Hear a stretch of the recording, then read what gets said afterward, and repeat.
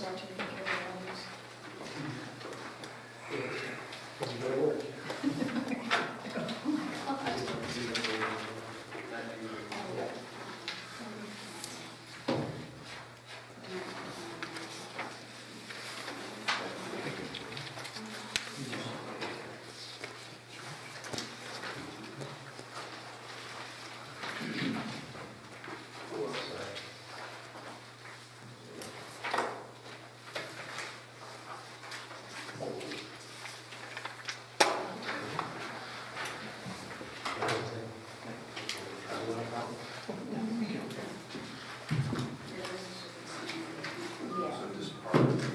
Yes. What I just passed out is the updated agenda. There were some changes last minute. We got a lot of public works resolutions that need to be modified.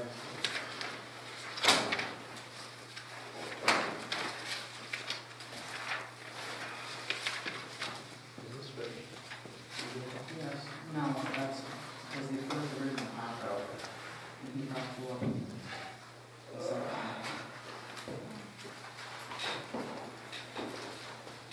okay. Yeah.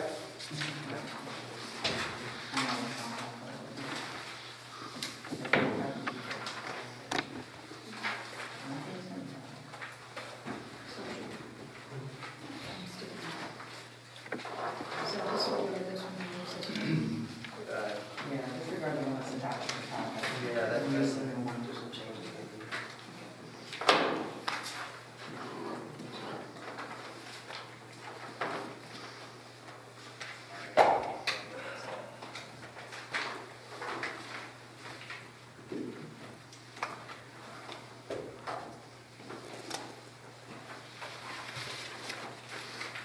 I think we need one already, didn't we? I think I did. This is- Yes, I have that.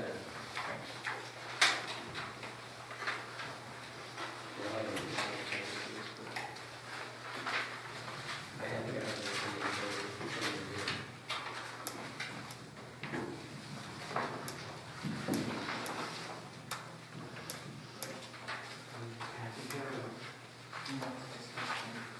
You want to. You'll see.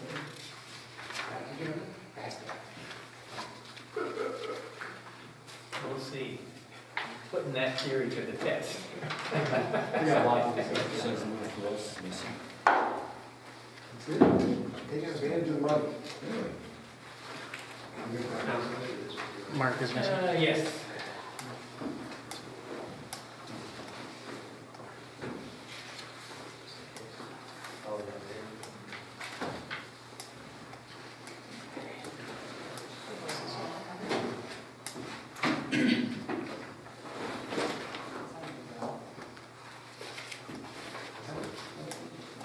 Oh, I know it. It's, yes, the approved our long-term financing and sewer project. I thought it was the future stuff. Yeah, I read it quickly through this morning here. When I was running out the door, I was like, It's just on 215 News. he said, this is just the long-term. Oh, Just on 215 News. yeah. It's on the big press release for it. They had to approve it anyway. That just means we have green light to go to long-term financing for the sewer, which is good. The same spread out announcement they've always done. Yeah, I read it quickly too. That's not net though, right? We got a bunch of grants and stuff that are coming off that. What's our net? That number's pretty close. No, It is? Yeah. Wow. Long-term that much? Yeah, we had 11 million grant. Oh, that's right, we added on to it to go to Yeah. 20. Yeah, right, right, right.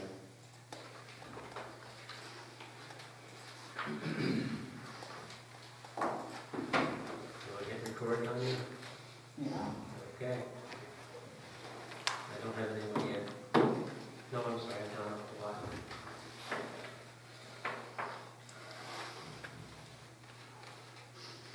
Okay, we'll begin. Apologize for the delay. I'm not- Join me in the pledge. I pledge allegiance to the flag of the United States of America and to the republic for which it stands, one nation, under God, indivisible, with liberty and justice for all.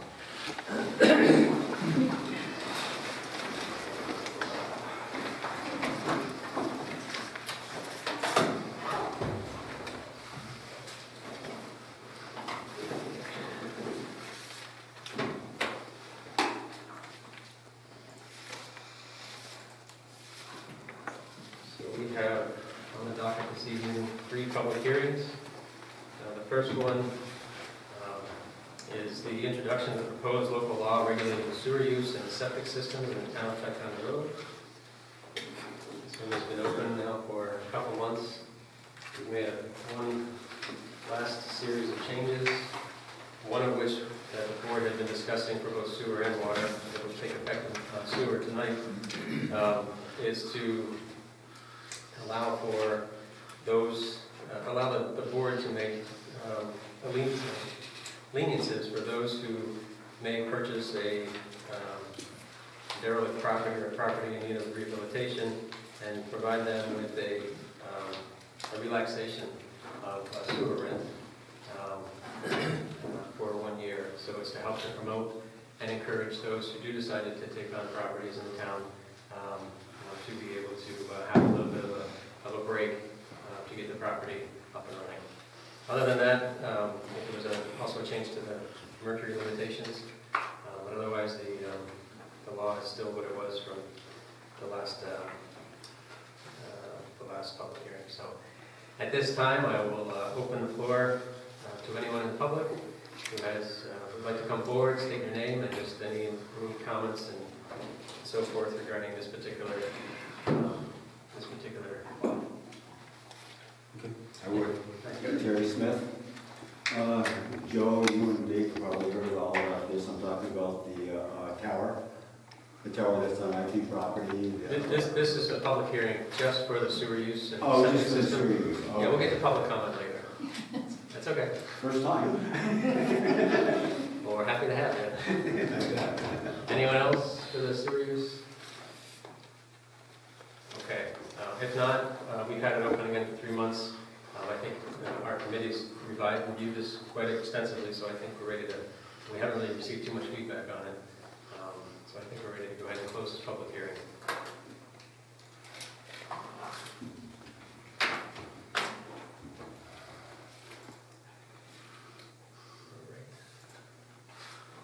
The next item is a new public hearing on the matter of a joint increase and improvement of the facilities of the sewer districts numbers 2 through 11 in the town of Ticonderoga.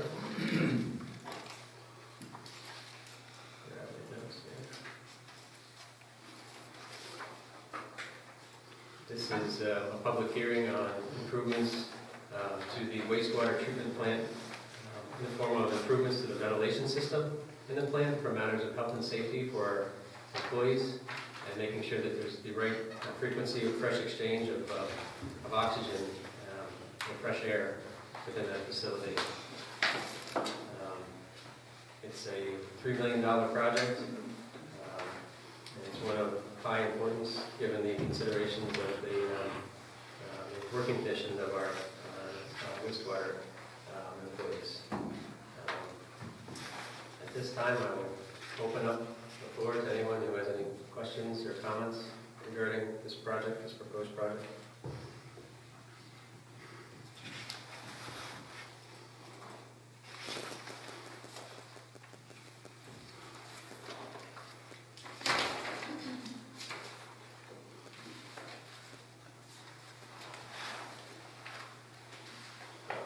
Being none, we'll go ahead and close the public hearing.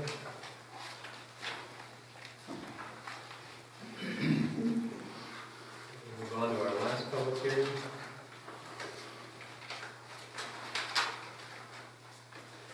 Our last public hearing is regarding the introduction of the proposed local law requesting that the Cannabis Control Board of the State of New York prohibit the establishment of retail dispensary licenses and on-site consumption licenses in the town of Ticonderoga. As you know, the legalization of cannabis has resulted in a lot of discussion. This is one of the options that is available to municipalities up until the end of the year to be able to opt out of or prohibit the establishments of cannabis retail dispensaries in our municipality. What it allows us to do is it gives us some time to work through some of the concerns that the public has voiced, as well as our board. And then at some point in the future, if so, the town board and the town so decides, we can instate perhaps some zoning laws or other considerations as to how such establishments would be regulated throughout the town. So this is basically just buys us some time from proceeding with just allowing it. Analogous to what we've done with the solar improvements in town, having some time to really work with various agencies and the public to make sure we provide the right considerations on both sides of this particular topic. So with that being said, at this time I would open it up to anyone in the public who has any comments, statements. Please state your name. John Harris. Can you come a little further just so you can be on? I'm really not good with any public speaking. That's okay. My name is John Harris, the owner of Unity Tree, the shop that wants to become a cannabis retailer. Okay. Pretty much, I wanted to come and state why we chose Tide. I mean, it was a thought-out position. We chose Tide because we saw opportunity here, an opportunity to bring in more business, to bring more people into the heart of town, which is why we chose the location, not the outlets there or anything. By having it in that location, people have to stop and park at the public parking. They have to walk through town to get to that location, which means they see that there's actually more here than just Walmart. I do understand your concerns, though. I mean, this is a whole new industry for everybody. And all I can do is really just give you the statistics from states like California and Colorado who have had cannabis for a long time. Houston. First of the studies are from April 2017 to April 2021. And they found that teens in communities with dispensaries are no more likely to try cannabis than teens living in communities without them, which is a big concern. Everybody's scared about what their kids are doing. Communities with dispensaries have found that opioid crime and opioid-related deaths have decreased due to the availability of recreational cannabis. Healthcare providers have noted a 20% decrease in painkiller treatment and admissions within the first 2 years of a dispensary being open. Communities with dispensaries have reported a 19% decrease of crime with no spillover into neighboring communities, mainly due to cannabis being available, therefore the illicit sales are not there, and the crime that comes with them. Lastly, the property values have been shown to rise as much as $17,000 or 7.7% in communities with dispensaries. That's a big boost for our area. And that brings me to the financial statistics. As of 2020, cannabis has become a $61 billion industry and is projected to become a $130 billion industry within the next 9 years. 27% of the U.S. population consumes cannabis products in some form, but 87% of them get that illicitly, which means they're not buying it legally, they're not paying taxes on it. That's just due to lack of availability. The average customer spends between $50 to $250 a month on cannabis. The average dispensary makes $500,000 to $3 million in profit after taxes every year. Obviously, this community would be on the lower end. And New York State has set the tax rate for that at 13%, which is 9% for the state and 4% for the county of all cannabis sales. And it's predicted that the cannabis industry will create 200,000 jobs worldwide within the next 5 years, and we really want to just create 6 of them. I mean, we need to understand the size of the community and the people we work with. Mainly, there's no place besides Plattsburgh or Lakeville. And that means we are in a really nice central location for regional customers to be coming in, not just local customers that would be spending there anyways.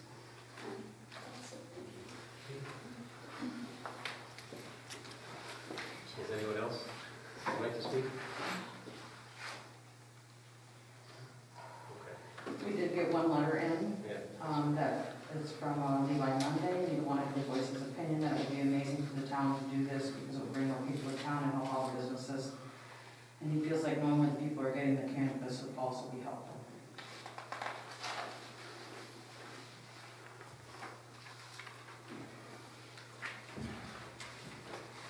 Does the board have anything they want to share regarding? So, if there's no one else who would like to speak, at this time we'll go ahead and close the public hearing. And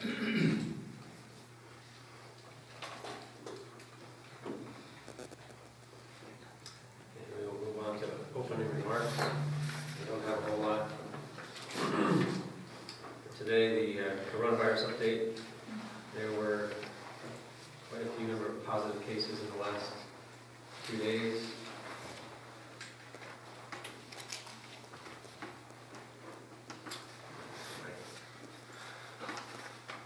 In the last 2 days, there were 29 positive cases.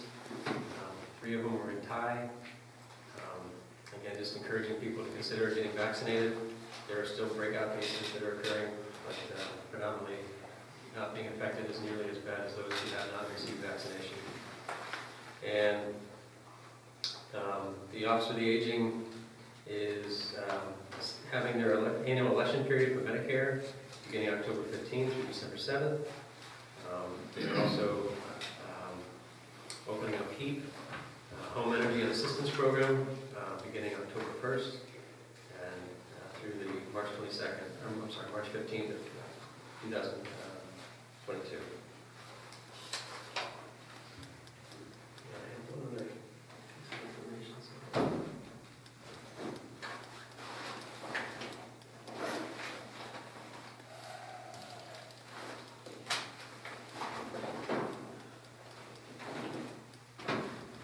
Take this time just to note also that we have a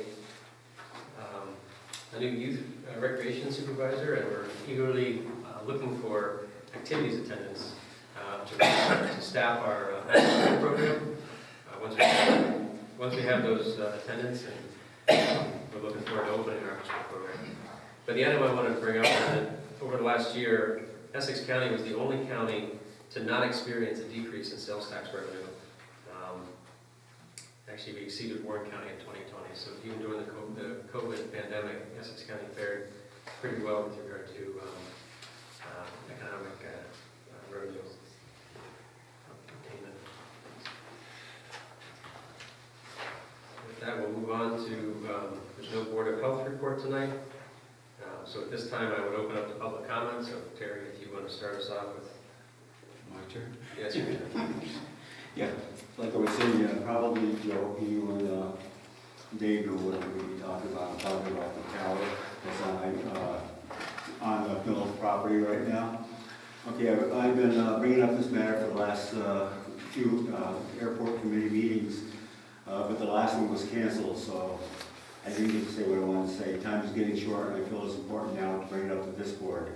Last May, I was talking to an airport, talking at the airport to a local pilot who flew out of the original Thai airport with his father many years ago. This airport was bought by IP, and the beacon tower is still there. He then took me over to see it. The tower and the beacon is still on the property. This tower and the airfield was set up in 1939 by the federal government so that they had a place in this area, if needed, to train the pilots of World War II. A group of us felt it would be great addition to the now airport, but somebody heard the mill would not let it go. I made a couple calls and was told. Others have asked about the tower over the years, suggesting it's quite an historical item. One inquiry was by a representative of the New York State Aviation Museum. They were all denied. The mill IP decided they did not want to let it go. Well, I called and we weren't denied. International paper now, Sil Vanmo is excited about donating this unique part of Ticonderoga's history to the town. We were told that they will disassemble the tower in 3 pieces and they will transport it to the airport. Over the summer, the airport committee chair came up with a few questions and was going to get the answers. We heard nothing about these permissions we will probably need, so I did a little research on my own. I contacted the APA by phone and was put in contact with a gentleman who invested in the situation and got back to me within 2 days. He told me that they see no problems at all about relocating the tower. If the structure is over 40 feet per confirmed that it's needed, but our plan is only to set up the top 2 sections for display, which would only be about 30 feet. He recommends that we download a jurisdictional inquiry form to be completed and mail it back to the APA. So it doesn't look like there's a problem there. I could not find a good number for the FAA, but I'm sure somebody at the airport committee will have one. Not only that, I'm a little bit afraid to call the APA. I searched the internet and found quite a bit of information, which all came down to this. According to Code of Federal Regulations permitting to the FAA rules, any tower on or around an airfield that is over 50 feet must be marked. It just has to be marked. If the tower is over 100 feet, it must be approved by the FAA. That's Code Part 77. This part I don't understand why I wrote it down. Any tower must be self-standing and the bottom 10 by 10 or less. I don't understand why I wrote that down, but I know the bottom of it is 10 by 10, so we're okay there. The FAA should be contacted and the proper paperwork obtained, which will probably be on the website. And I believe probably know how to get hold of the FAA. In fact, at one time I think you were getting a hold of the FAA about this. I just feel we're lucky to get this this piece of history. It has been preserved over all these years, and now they're donating it to the town of Ticonderoga. And the good part about it is everything is for free. They're gonna knock it down, take it apart, put it on a vehicle, I guess, and send it to the airport. And all we have to do, or I'm saying we, the town, all the town has to do is put a cement slab down, put a fencing around it, and of course a plaque saying what this is. It's going to be a monument. And I'm thinking of putting it just as you turn to go up into the airport. It would be a monument with a plaque stating what it is and so on. I talked to the mill a couple days ago, and the person I was in contact with said they're about ready to do it. They were going to do it this summer, or thinking about doing it this summer, but it was too wet. And they say that for a crane to go over there, it has to be dry and hard, and they feel it's pretty dry and hard now. So they would like to take it apart, knock it down, put it on a vehicle. I'm not sure if it's their vehicle or a vehicle we can get, but possibility, Dave, you have a vehicle that would take it over? But anyhow, they're going to knock it into 3 pieces, so it's not going to be like one huge bit. One part will be the beacon, the other part will be the top half and the bottom half.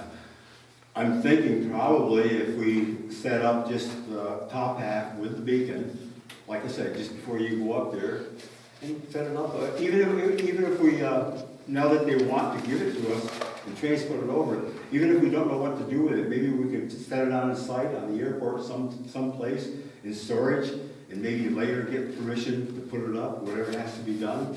But I just don't want to pass up on this opportunity for them to give it to us and for them to transport it over to town property. So that's what I'm thinking. I agree, we need to act on that before and get it over there. That's what I'm worried about, if they want to redig on it. I don't think they I know will. your concern before had to do with doing it while IP own the property. I mean, IP, that was- yes. Yeah, I mean, now it's converted, so it's been transferred to Silvamo now. Yep.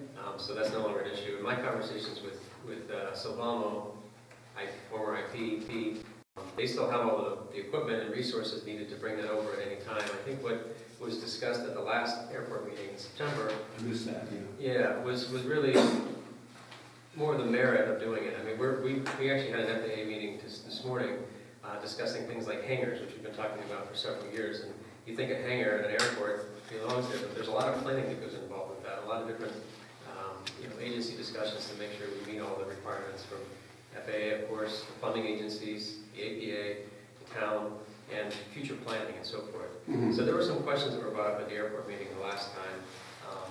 If we're going to do this, we want to make sure we do it right. But the real essence of this tower is really the beacon.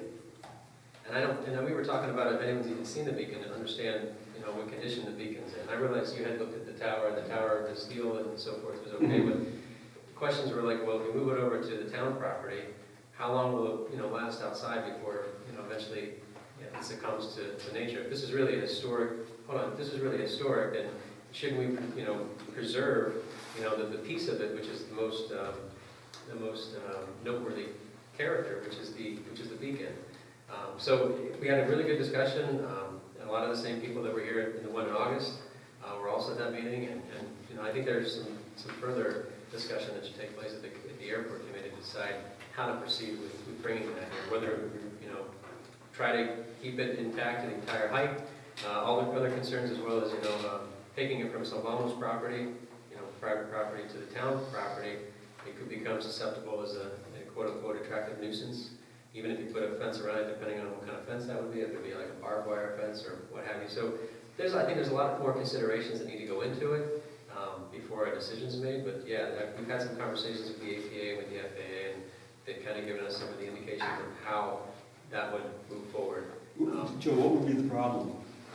I'm lost here. What would be the problem? I mean, it's a big town. We don't want to just take the beacon itself and set it on the ground and let people look at it. I mean, we're talking about a monument. Yeah, you're talking about putting it up. Yeah, not the whole thing. I mean, the whole thing is Right. going to be too high for us. So take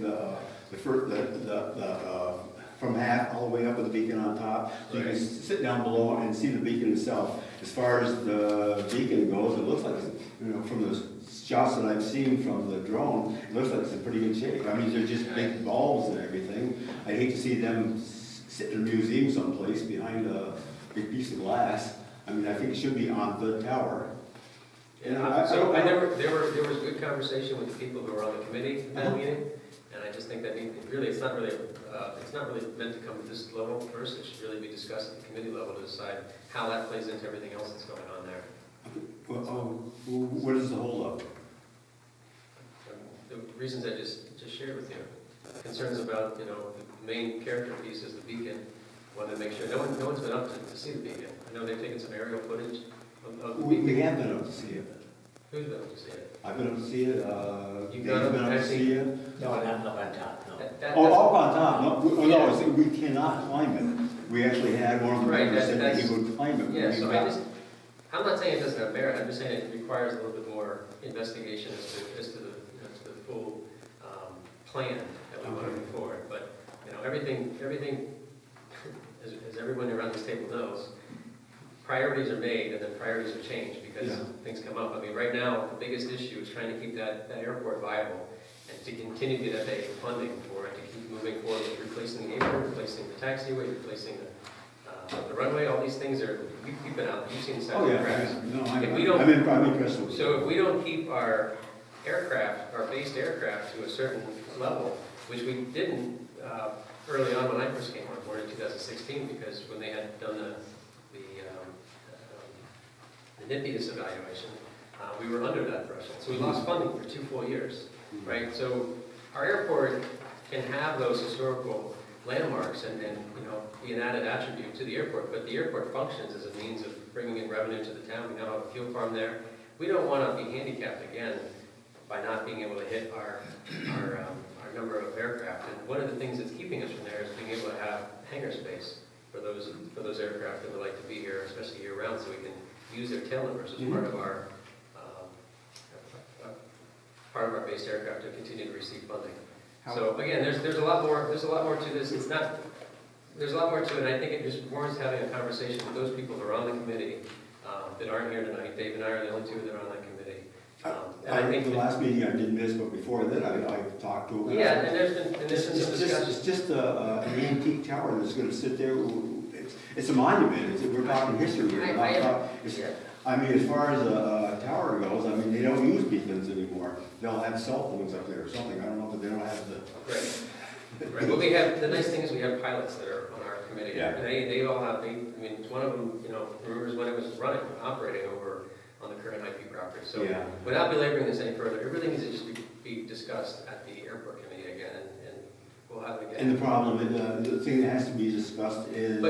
But see, it doesn't have to happen today. I mean, this tower's been here since what, the 30s, right? 1939. 1939. So, and so almost now already, the name's already changed over, right? So there's nothing to try to, have it be transferred under IP, because that has since passed. Actually, it's kind of ironic because IP wasn't even there when the tower was there before IP removed it. So the thing is, let's come up with a good plan of what we want to do and then execute on it.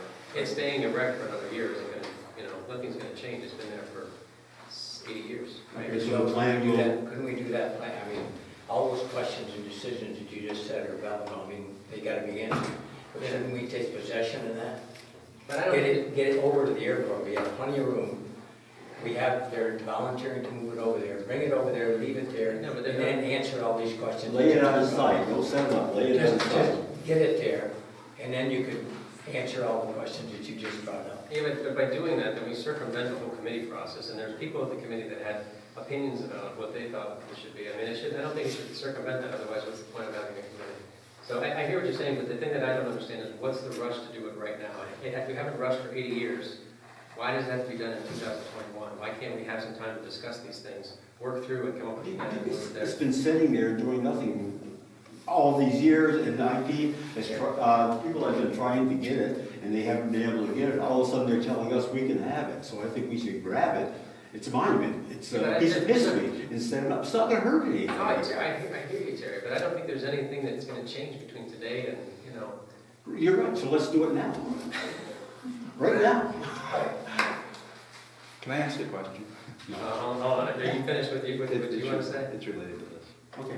You're done? I guess I I don't am. want to have a long, we hear your point, Yeah. and I'm not saying it doesn't have merit, I'm just saying that you have 2 people here that are on the committee, but the committee's comprised of another 6 or 7 other people. Several of them are pilots, and several of them have their own thoughts on it. Okay. The last meeting we had, Joe, there was only one on the committee that questioned it, and they really didn't say it wasn't. But there's been discussions from August till now about that, because there's been more investigation I as to missed what. September. I know, you missed it, I know, yeah, so I just think it more. I mean, John, Brian, and myself, and Yeah, I was all in favor of it. I know. I hear you. There's no decision that needs to be made right now because it really needs to go through that process, be vetted out, have that plan. I mean, we can talk about it again at the next meeting. So you're in favor of, I'm in favor of having a conversation about it because I think there's things that need to be discussed about it. So but we favor of conversation, but you're not really in favor of having the, having. No, I said it has merit to it. I just think Okay. that. I think we should take possession of it. Okay, but we're not. Mark, do you have a question you wanted to ask? It was related to this. Okay. And I only ask it because we haven't had an airport committee meeting in a while. But at No, one we of the have one meetings, last, we have one last month. We got canceled for this month simply because we had an FAA meeting that was coming up. So again, priority, keep the airport functioning by trying to figure out how we can get the hangar, the apron, the taxiway, all these other projects which are airport related, or shift gears and try to put a historic artifact on the property. I mean, I think we want to work towards making the airport as viable as possible. So if that changes, if the committee says, you know what, we want to shift gears and do this, that's fine. This committee has worked very hard over the last several years, especially those 2 years where we didn't get any funding, to work through the challenges of having an actual master plan layout and how can we move this airport forward. So anyway, so Mark, your question. okay, what was my question? One of the airport meetings, you had mentioned that you had tasked the town historian, Mr. Dahlback, to look Yes, into whether the tower had historical merit. Have you gotten anything back from him yet? We had a brief conversation, but I haven't gotten anything in. Is there a deadline for that when you asked him to get something back? I did not have a deadline. I mean, there's a lot going on right now, so we had a conversation, and he is our town historian, so I think, I don't know, have you had any conversations with Bill Dahlback? No, Yeah. no, not about that, no. We Yeah, I mean, I talked think- a couple weeks ago, it Yeah. wasn't about the tower, Okay. but Mark has. But I thank you for bringing it up, Terry. It's not like it's fallen off, it just needs. Well, I'm excited about it. Yeah. I mean, it's history, I can tell. I can tell. my wife remembers when she was a kid, the beacon would go by, and there Yeah. was one room in her house and nobody slept in because that beacon was going by that one room, they kept them Yeah, we away. had one person on our committee that remembers the green light, rotating as well and coming You through. have old people on your committee. Yeah, well, yeah, Dave does too. Yeah, like I said, you have old people on your committee. Okay, but thank you for bringing it up. Anyone else for public comment? I do. Sure. Is it about airport beacons? No, no. Sorry. Can you come? No, first, my name is Lisa Sheehan.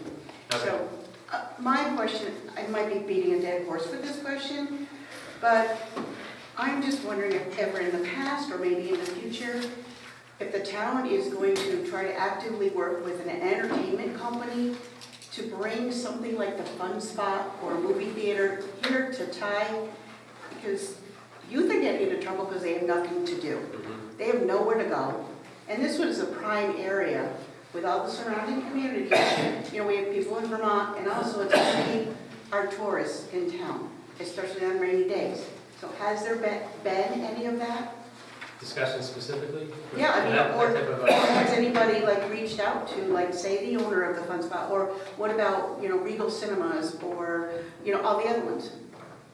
Yeah, I'm not aware There was a specifically. study done. Was there? Okay. Yes. Maybe you can- I would have to get it out. I actually have the study. Okay. And they said it was viable, but it takes money. Okay. Mhm. So I'll get that into you. so Okay, we can- yeah. So, Thank you, Lisa.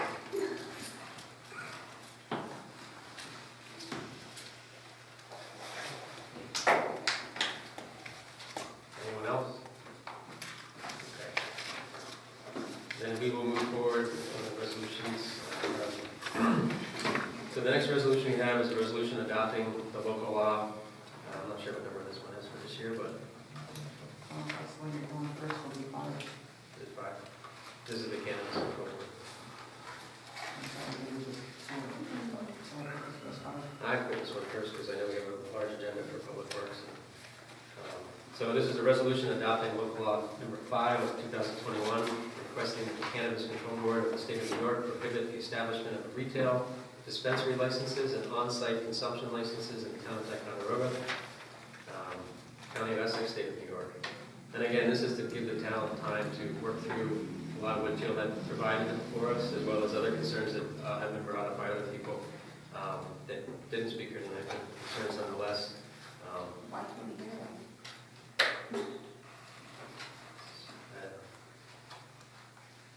So you need you want to do a roll call vote on that one? Is it need a roll? Well, you need first and second first. I'll move it. Second. Joyce Cooper, Aye. Joe Giordano, Yes. Dave Woods, Aye. Tom Hanahan. Aye.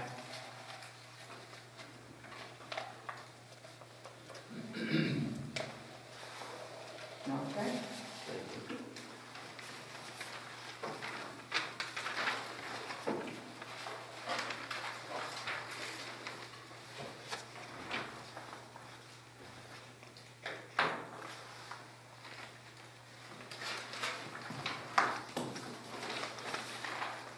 Okay, we will jump into public works.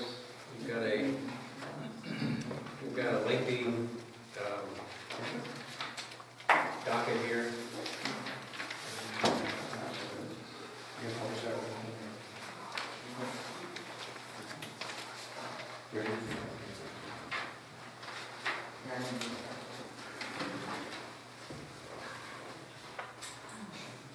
So I'm going to turn it over to Greg here to tackle some of the larger ones. We'll just take care of some of the housekeeping items. We have our new water sewer clerk, Sherry Benito. She's been doing a great job. Of course, Nancy's still helping out and training her, and she's getting the opportunity to kind of get involved in some of these changes that we usually have at these meetings for EDUs for water and sewer charges. So we just have a few today that we need to make some changes for reflections, updates to different properties. The first is a resolution to reflect a 1.1 EDU water and sewer rate charge for the residential property located at 15 Heather Heights. It's a vacant land. I'll move it. Second. All in favor? Aye. Aye. So carried.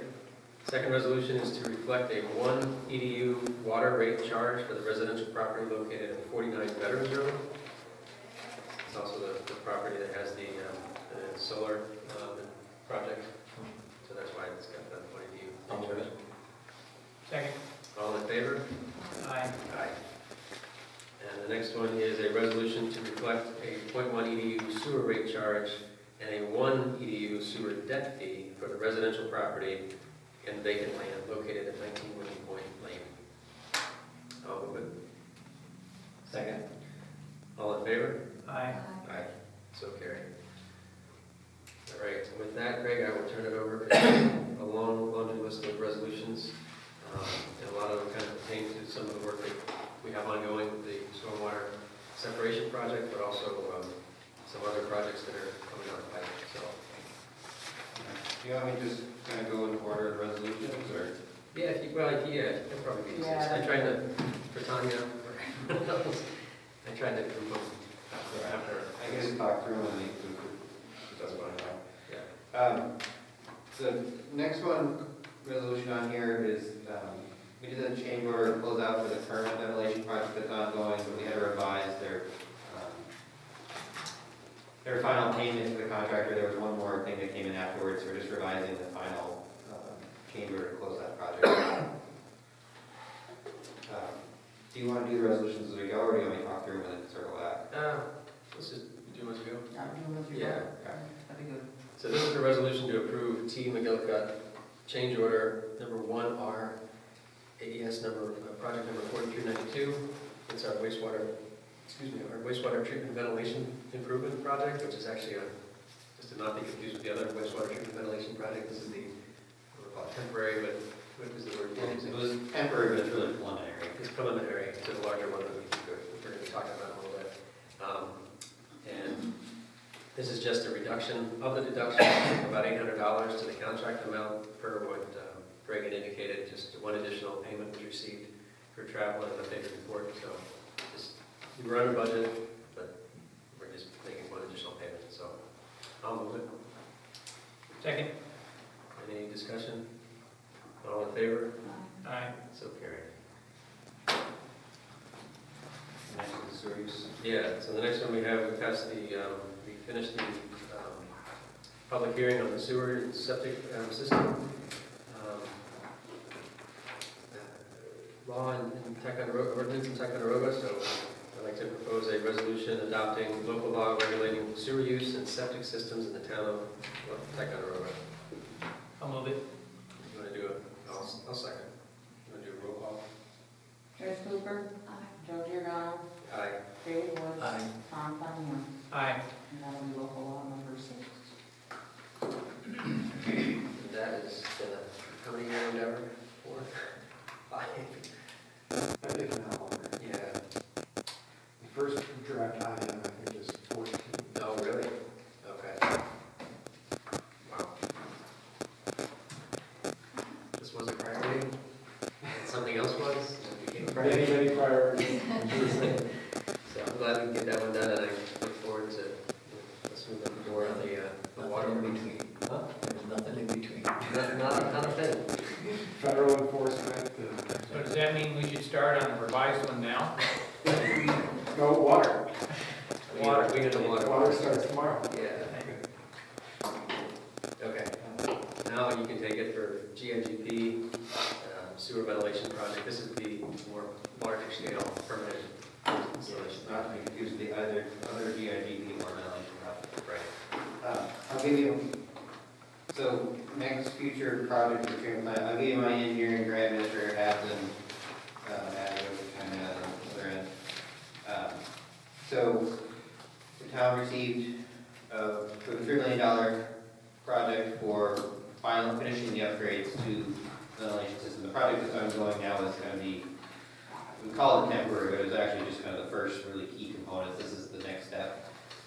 We received a grant because the project involved using the heat from the effluent of the wastewater plant to generate some of the heat load for the plant.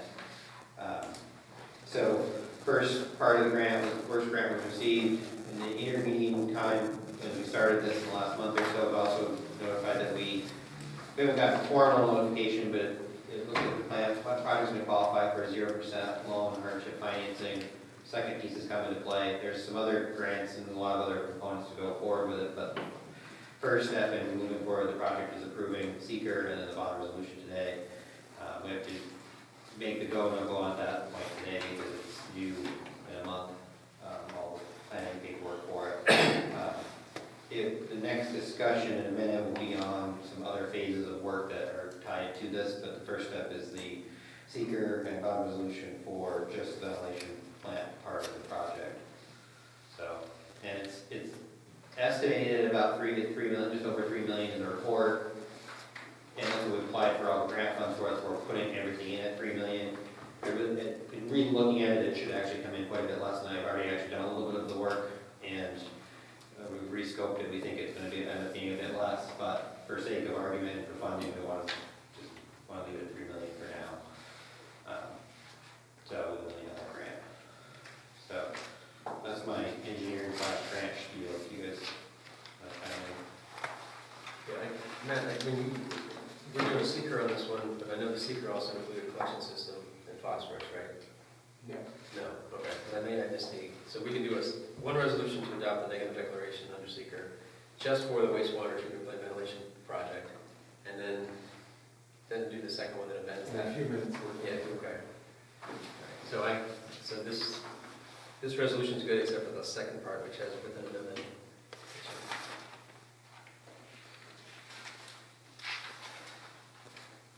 Which I guess I have kind of copied. Okay. Anyway, all right, so this would be a resolution to adopt a negative declaration under seeker for the wastewater treatment plant ventilation project. I will move it. Second. Any discussion on this? Okay, all in favor? Aye. Aye. And then, resolution authorizing issuance, Wait a minute. oh, I'm sorry. So first you need to do the public interest order. Oh, that's right. Well, there will.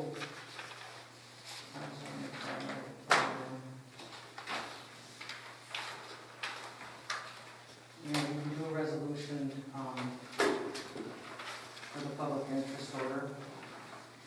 But this is in the interest of the public, that I have to publish and certify that. Right? Yes.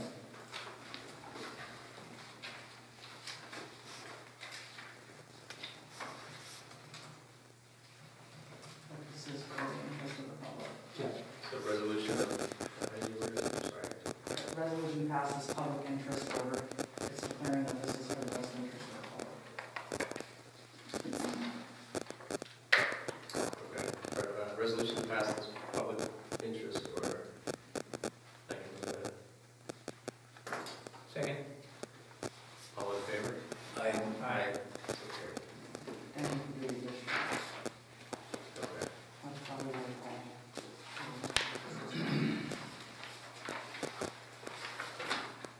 let me just do a roll call on that one. Joyce Cooper.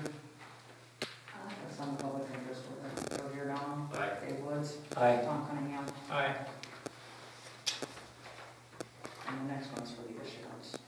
Okay, so resolution authorizing issuance of $3,006,904.75 zero bonds to the town of Ticonderoga, Essex County, New York, to pay the cost of the joint increase and improvement of the facilities of the sewer districts numbers 2 through 11 in the town of Ticonderoga, Essex County, New York. Roll call that. I'll move it. Second. Roll call vote. Joyce Cooper. Joe Giordano. Aye. Dave Woods. Aye. Tom Cunningham. Aye.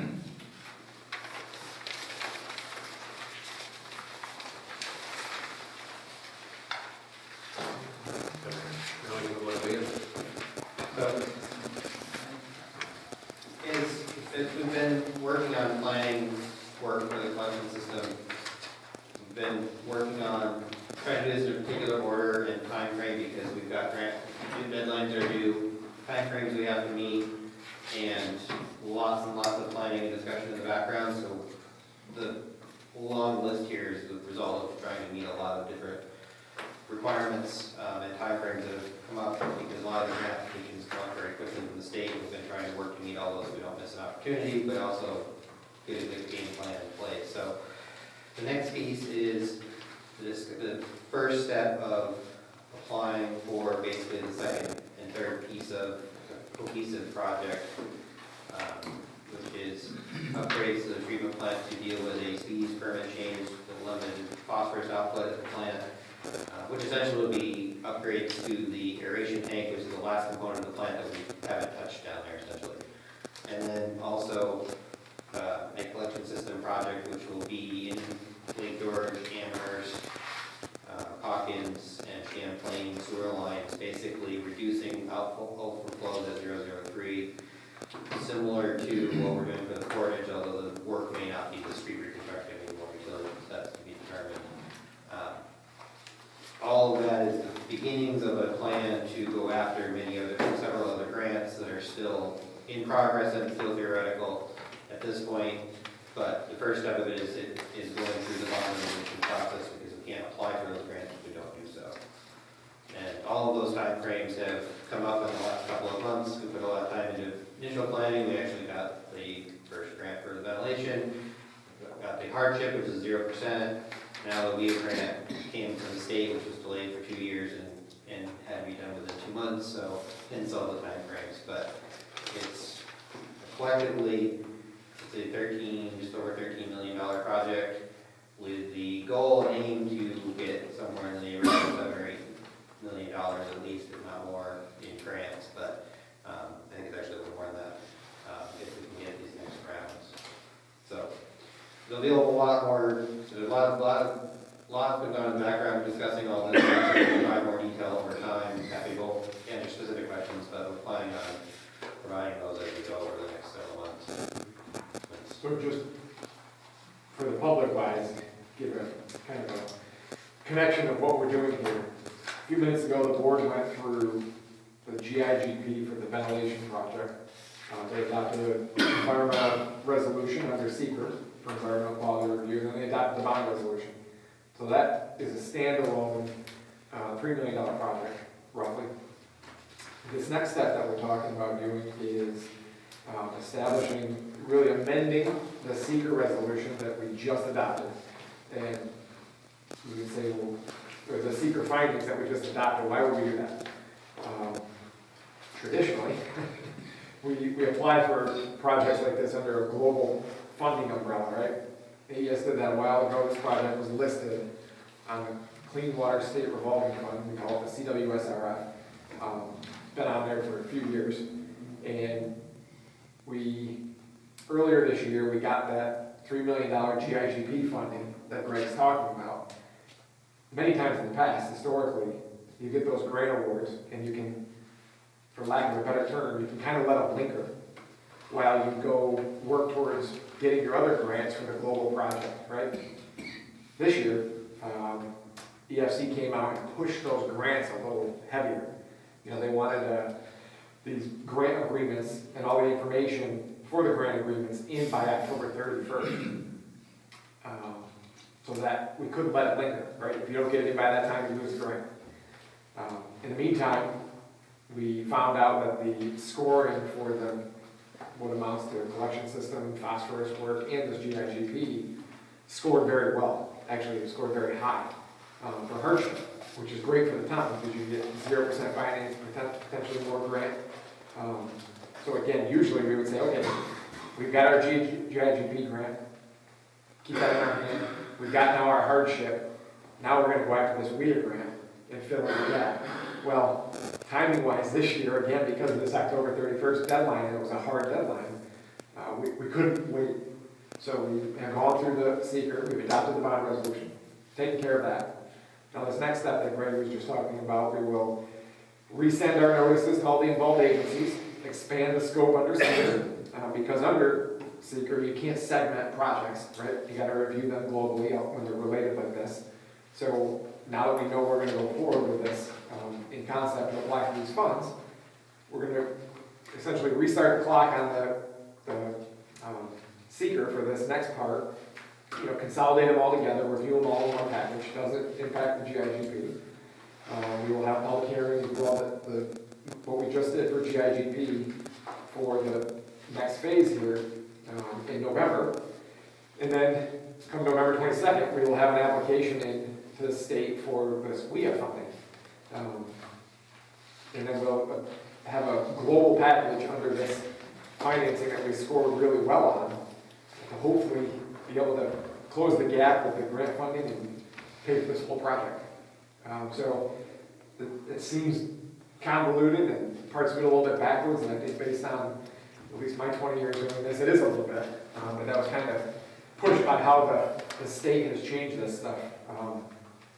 So hopefully that maybe between what Greg just offered and I put out there, give the public a better understanding of why the town board is doing this in this order. Right. And to an earlier discussion, the town's not committed to go spend all this money today. And you're not committed to go spend all that money in November. Town board still has a goal of, working with AES and the county to get the rest of the grant funding to try to make it an affordable project. Will that 3 million become part of the 13 million? It would. Yeah. Yep. So like, in the past, what we would do is, because we've done it, right? If we get a project going, it starts out like we just talked about, going to long-term. We got a project right now, sewer, that's going to long-term finance with the FC. The governor just announced it a couple hours ago. But we were on that list of projects that were approved today. All the work we just did, now we're gonna go to long-term financing because it got approved. That project, we started out with 8.7 million. 13. That project was moving along. So we had bond resolution, seeker, all that stuff. Then we learned we got awarded more money. So we bumped that project up to about 20 million to take advantage of all that money, the grant money and the interest-free loan. So how did we do that? We had our bond resolution, our seeker for the lower cost project. We amended the seeker, we amended the bond resolution to increase that project, and we kept moving. Now, we have a bond resolution for the GIGP, and instead of amending this bond resolution, because it's got anybody in the month, we'll have a separate bond resolution for the 10.1 whatever million project that is being applied for in the WIA. So you got 2 bond resolutions under one environmental quality review umbrella.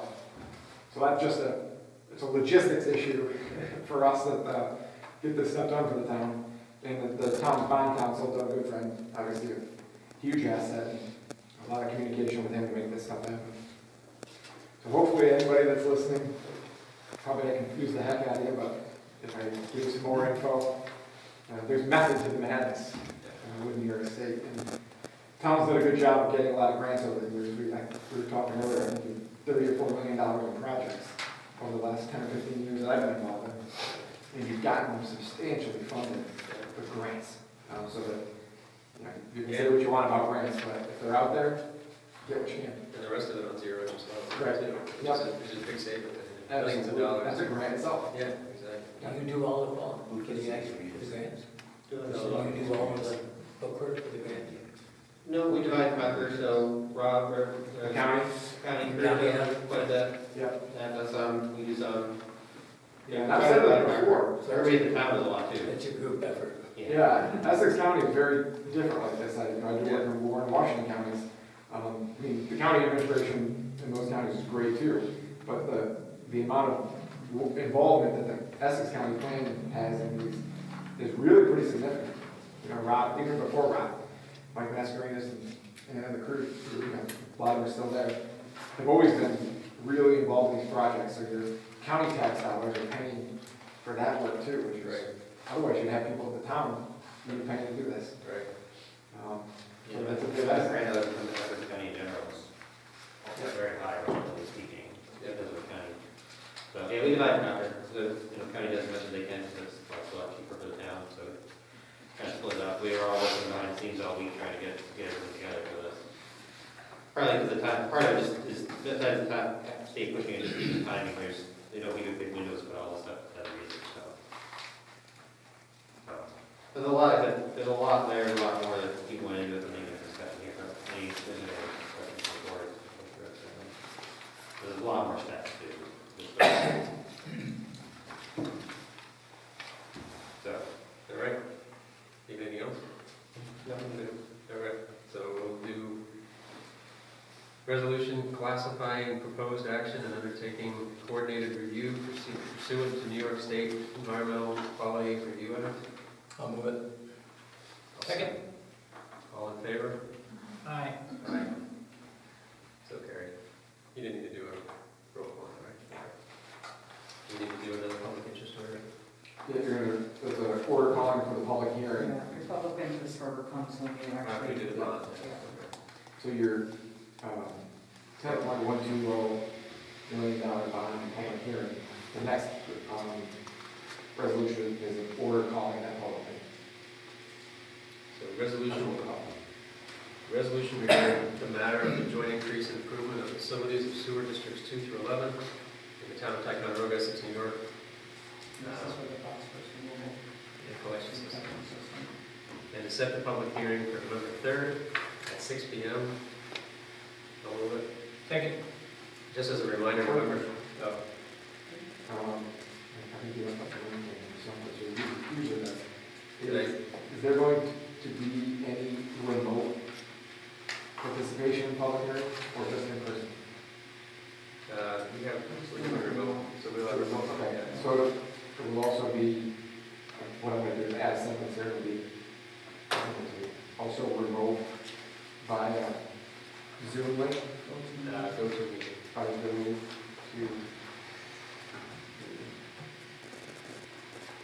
Okay.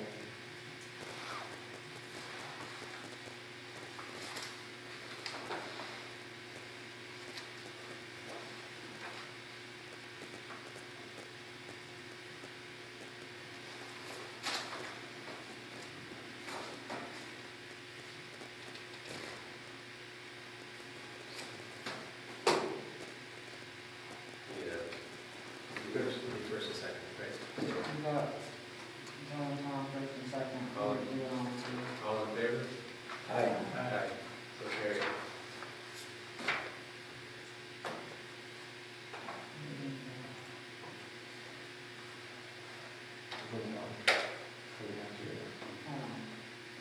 We've got that as well. Oh, that's for that one. That's for the second one. Never mind.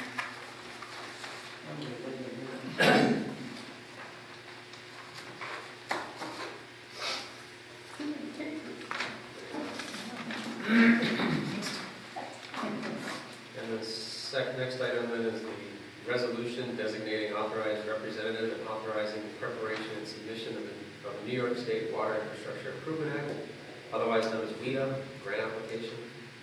So this is just for us to be able to go out and get additional grant funding for these projects. Submit, because the submission is due by November 22nd. And it requires all these parts that Matt just described, the seeker and the bond resolution. Public hearing. So I will move that. All in favor? Aye. Aye.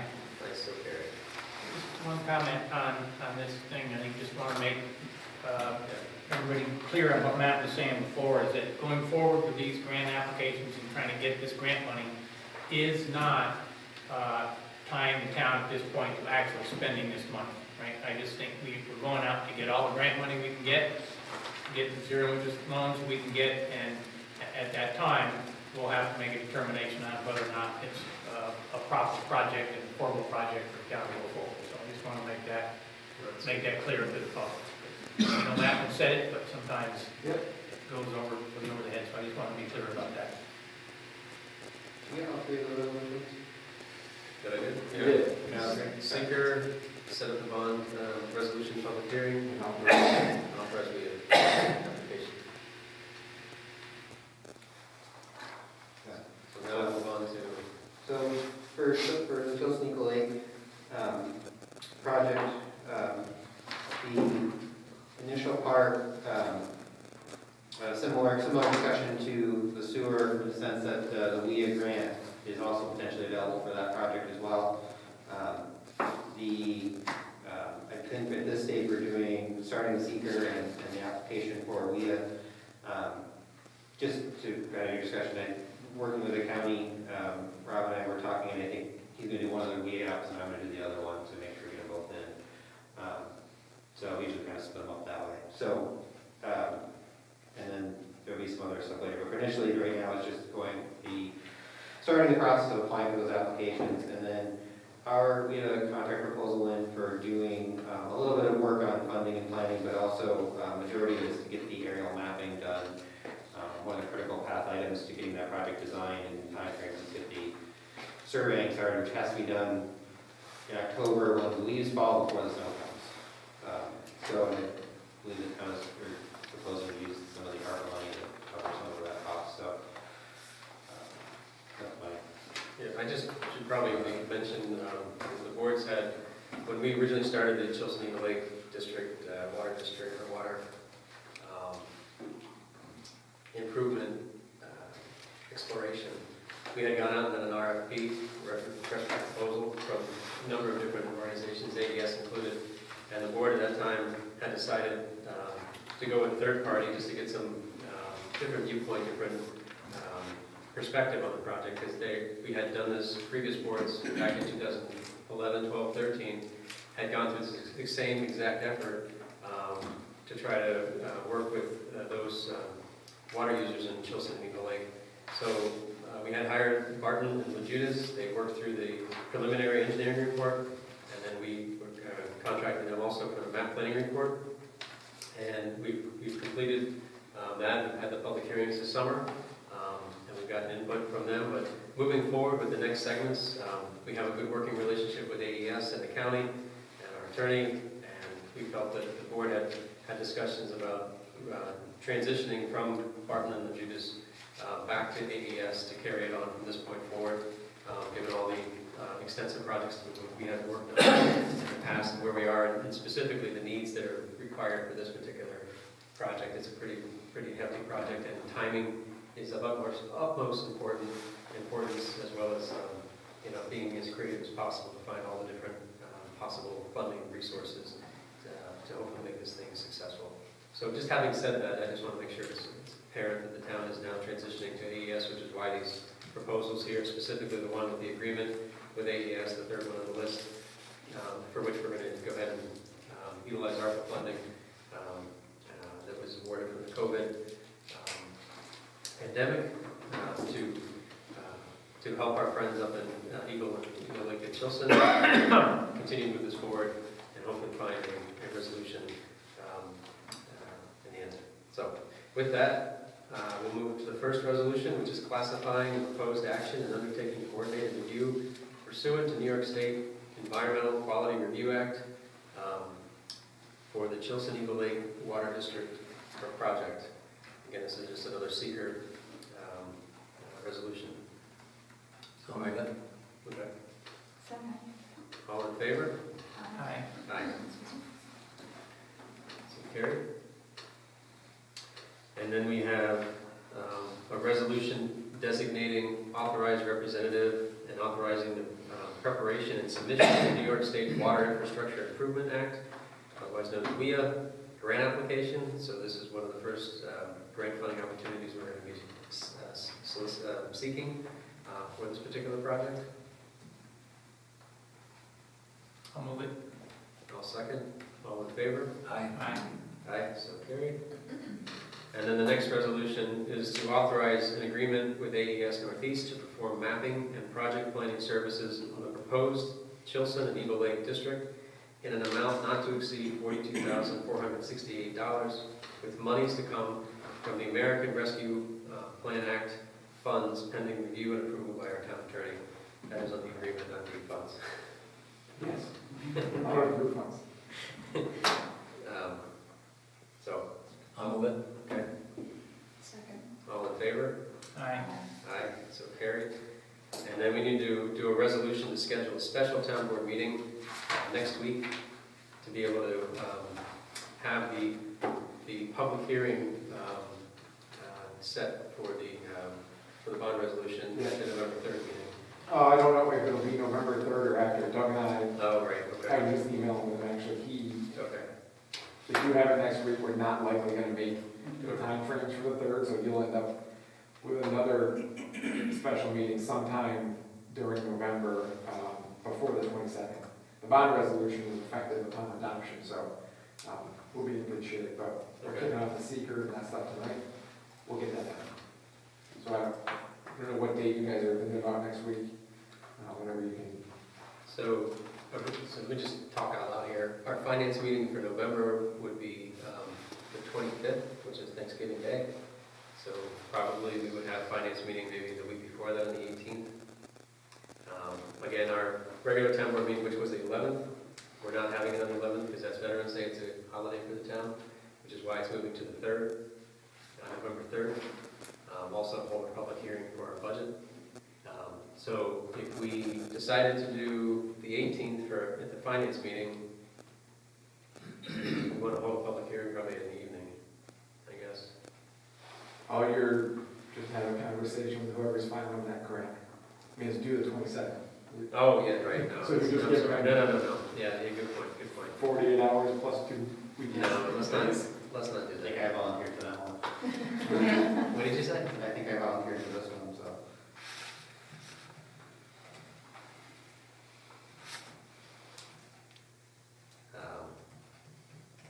And the difficulty is it's as we talked about a lot, it's a very contentious project. Yeah. There's a lot of strong feelings about it, and, certainly, you probably want the public to know that you're not setting special meetings to Yeah. try to get around the public knowing. The special meetings are really, at least in my feeling, the town board doing what you said you were gonna do, which is everything in your power to try to get grant funds. Right. This thing only got announced on September 21st, right? Somewhere in there. They gave us 2 months to get these grant applications in, and that next day, we were all on the phone with Doug and the county trying to figure out, back into a calendar, how are we gonna make this happen? Right. Obviously, we would like to kick that off tonight, but, Can working you with tell, bond council, we did a bunch, if you guys just saw in the last half an hour, all the stuff we just did, that was a real small amount of work. No, that was a lot. can you tell them there's any progress at all? Doug? I mean, if we have a meeting, can you tell, is there any progress at all? I mean, do we have any answers? For the grant, no, we're going after Are this. we gonna pacify them at all? Well, I mean, Tom, you can talk about it, with different things, but Yeah, in fact, I I think think, this might be a good opportunity before we go any further, just to kind of go through this list Before you, talking points, but. do you want to go into the other resolution, or you want to pick a date, and then you can jump? oh, yeah. Sure. Okay, so, do you think the 19th? Well, I don't know if I was gonna make it later. It was more, Earlier. Yeah. No, 19th of October for a special meeting, oh, to set, so next week.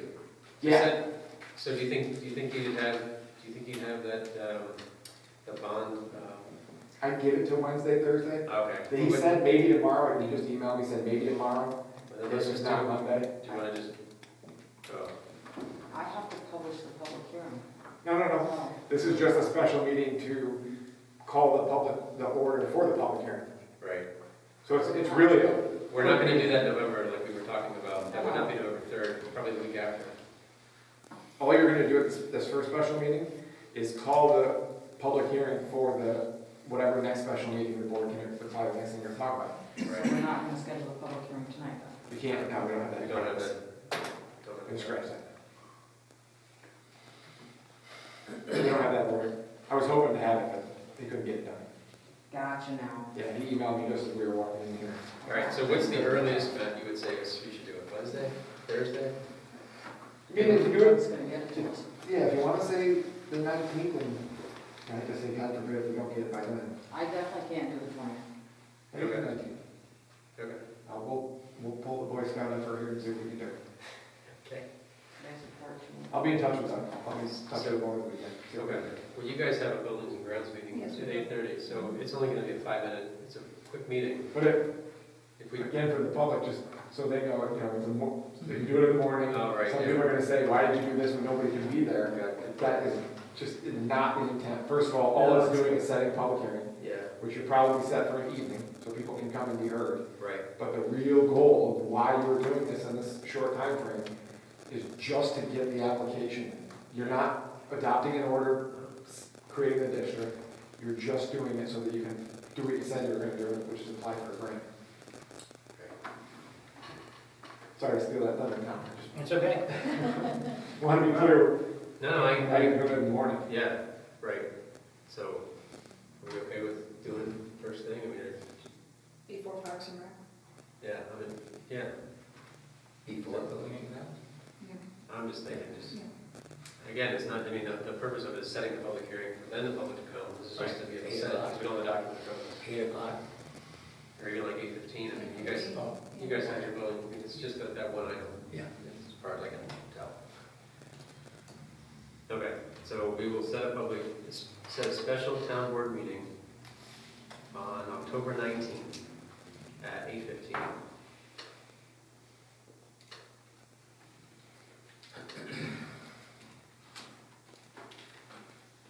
To set the public hearing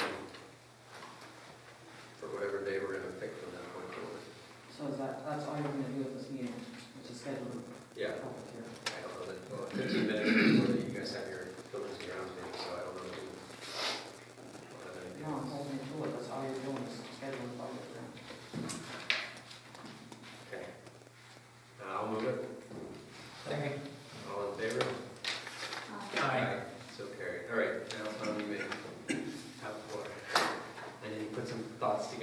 share with the public? I think that- Well, I just really wanted to, there's a lot of information out there, a lot of moving parts to Chilson and Eagle Lake, and I just thought it was an opportune time to kind of put some of these things out so the public is fully aware of what we have done and what the plans are going forward. So I want to do a quick recap of kind of what's going on here. So to begin with, everybody I think is aware that Gooseneck as a water source has been mandated to be closed in June of 2025. And 3 years and 8 months from now, which means time is pretty short to actually design a project, get it funded, and get pipe in the ground and actually flowing water. So it's not a lot of time. So in an effort to move toward a solution to provide dependable water from a lawful source, the town has drafted a map plan and report, which we've talked about here, and that's been submitted, which details a proposed project and has some estimated amount of the cost of that project in that map plan and report. That's been done. So in order to move forward, we need every property owner to help us continue the solution. Some owners have asked to be removed from any district formation. Most of their requests to be removed is due to estimated cost that they think is too high. If we were to allow anyone out or opt out, this would require a revised MPR, which would have to be redone and resubmitted to the state. We would have to go through public hearings again, which would further delay trying to go after this grant money. We certainly wouldn't be able to get it in time for this November 22nd deadline. So as we had talked about today, there is some grant money available, which the town will use to drive the cost down. In order to apply for these grants, the grant application must be contingent on forming a district if the grant is awarded. The Water Infrastructure Improvement Act, WIA, as we've talked about here, was announced on September 21st, as Matt had stated, and the applications must be submitted by November 22nd. So we have a very short window, and that's why the rush to get some of these resolutions put forward is because it is a short window. So from here, the town board is going to ask all the property owners to work with us to go after these grant monies. As we've stated in a couple of earlier public hearings, we've asked the residents to write letters to their respected elected officials, New York and federal as well. We would ask them to continue to do that. That effort is not finished. Just because this WIA money is out there doesn't mean that we won't need other money and other assistance. So we're going to continue to ask them to work with the town to assist us with this. This has to be a joint project.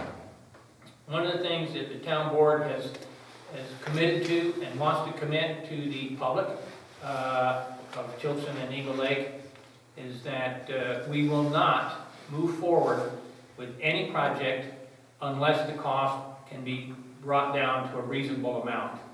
Again, we will not move forward with a project that will cost the owners the present estimated conservative cost of $2,500, $1,500, or even $1,000. But we know that that is not acceptable. It's something that we would not want to see in our own pockets on this town board, and we would not expect the residents of Chilson and Eagle Lake to do that as well. So we will not move forward with any project until we can get the cost down to a reasonable amount. However, no one is going to give us grant money just on the hopes that we undertake this project. They're going to want to know that it's a real project, that it is something that will move forward if we can get the grant money and the financing down to what is a reasonable amount. And we don't think we can do this unless all the residents in Eagle Lake and Chilson are working with us to make this happen. Now, there have been some property owners that have asked to be removed from the proposed water district. The town has reviewed each request. The criteria for allowing someone to participate is laid out in Town Law 194-209E, I believe, Matt, if I'm not mistaken. Taking that into account and the fact that the MPR would have to be revised, it is this town board's unanimous decision to proceed with the MPR as drafted and proceed with these bond resolutions and set the public hearing for these bond resolutions as we've just talked about earlier. Now, we know that there are some property owners that this will not sit well with. What we are asking each and every owner to get on board with us and consider your neighbors that may not have other options. Keep in mind, the town board, again, will not move forward with this project unless we can receive enough grant money to get the annual debt service down to a reasonable amount per EDU. This town board is committed to getting all available money to reduce the per user debt service down to an acceptable level, or again, we will not proceed. So, moving forward, I think we've done most of these resolutions that we've talked about. These are the initial steps forward. So we're going to set this public hearing to proceed with the bond resolution. We will also adopt a resolution stating that we will not authorize the project to proceed unless we have funding commitments that will bring the annual debt service to an acceptable level. We will submit applications, not just for WIA, but any other applications that may come up. So we're committed to finding all available funding that may be out there, including grants and low reserve interest loans. So as we had adopted in one of these resolutions, that is going to cost some money for some engineering going forward. We are going to move or use money that was granted in the American Rescue Plan Act, relief money, to fund those early expenses, which is a commitment from the town board to continue to try and help the residents and property owners of Chilson and Eagle Lake to keep the cost of proceeding forward with this as low as possible. This is money that will not go into the district and have to be paid back, so we're in an effort to reduce those costs and show this town's commitment to the property owners that we are doing everything we can to find a viable option to provide them with dependable and lawful water. So that's really where we are. And once we've been able to procure all the grant money and the best possible lowest debt service that we think we can find, we will then know what the annual debt service is going to be for these property owners. It will then be up to the property owners to decide if this is a reasonable cost or not. And if not, the proper steps could be taken if a district has been formed to dissolve that district and nothing will move forward. However, if that becomes the case and there is no district being formed and we cannot get proper grant money and get these costs down to a reasonable amount, every property owner knows or should know that they will be on their own and they will have to find water for their own residents on their own. So we think that for all the residents in Chilson and Eagle Lake as a group, that everybody's going to need to pull together on this and make this happen together. It cannot happen on just a few. It has to be done by everybody. And with that, there is just a couple of emails or one letter we received today from a property owner that is very adamant that he does not want a district formed. His basis is very cost-driven, and they claim that they will write to their representatives to try and stop this process.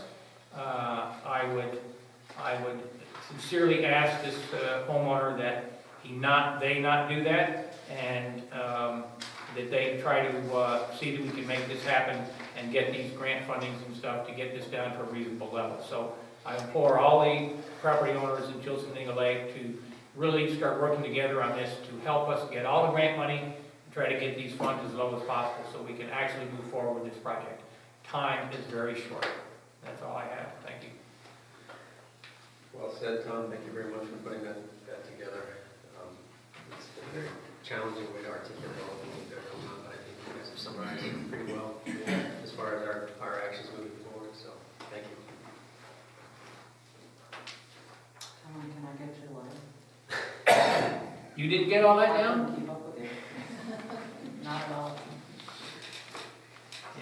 Get something. That's the end of the resolutions, but you want to, I don't know if you have any updates on the, Just in my 2 minutes, I allocated. That was long. Just quick, there's a few other, there's obviously a lot of random things going on, but the main one, just on the portage. The last of the storm piping is going in the next couple of days. Obviously saw curbing has gone in. At the moment for getting the road paved out, the limiting factor is apparently it's actually the concrete supply to curbing. Curbing would have been done in about a day and a half if concrete had come in fast enough, but unfortunately it's hard to secure in this area that quickly. So as long as the volume of concrete can come in fast enough to keep up with the curbing guys, the contractor is committed to getting the road prepped, and I guess the paving crews that they can basically pave the road in 4 days. So that'll happen near the end of November.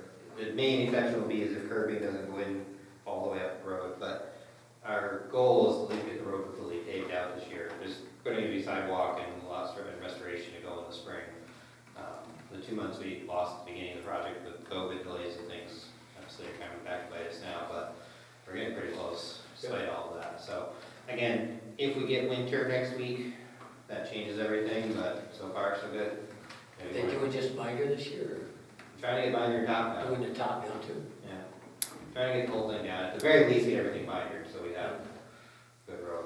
All the, everything's set, all the structures set, the top light, so. They actually, the curbing crews would have gotten, I think, the whole thing done in 1 day, maybe 2. Unfortunately, it just takes a slab of concrete that just isn't available at the plant that's here.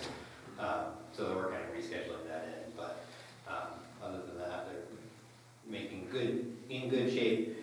Although I realize that at this point of driving up the road, it's obviously in its worst condition for driving, but that will change pretty quickly soon. So there's a bunch of other stuff, but that's the main one that everybody obviously can see and is affected by the most right now. So a little more patience, but we're almost there. yeah, that's great, that's great. So, is there anything else? I'm sure that's more than enough for me tonight. I think you're good. Do you guys need me to stick around for anything else? I don't think so. Run, right? I think it's time to go home. You got a date or something?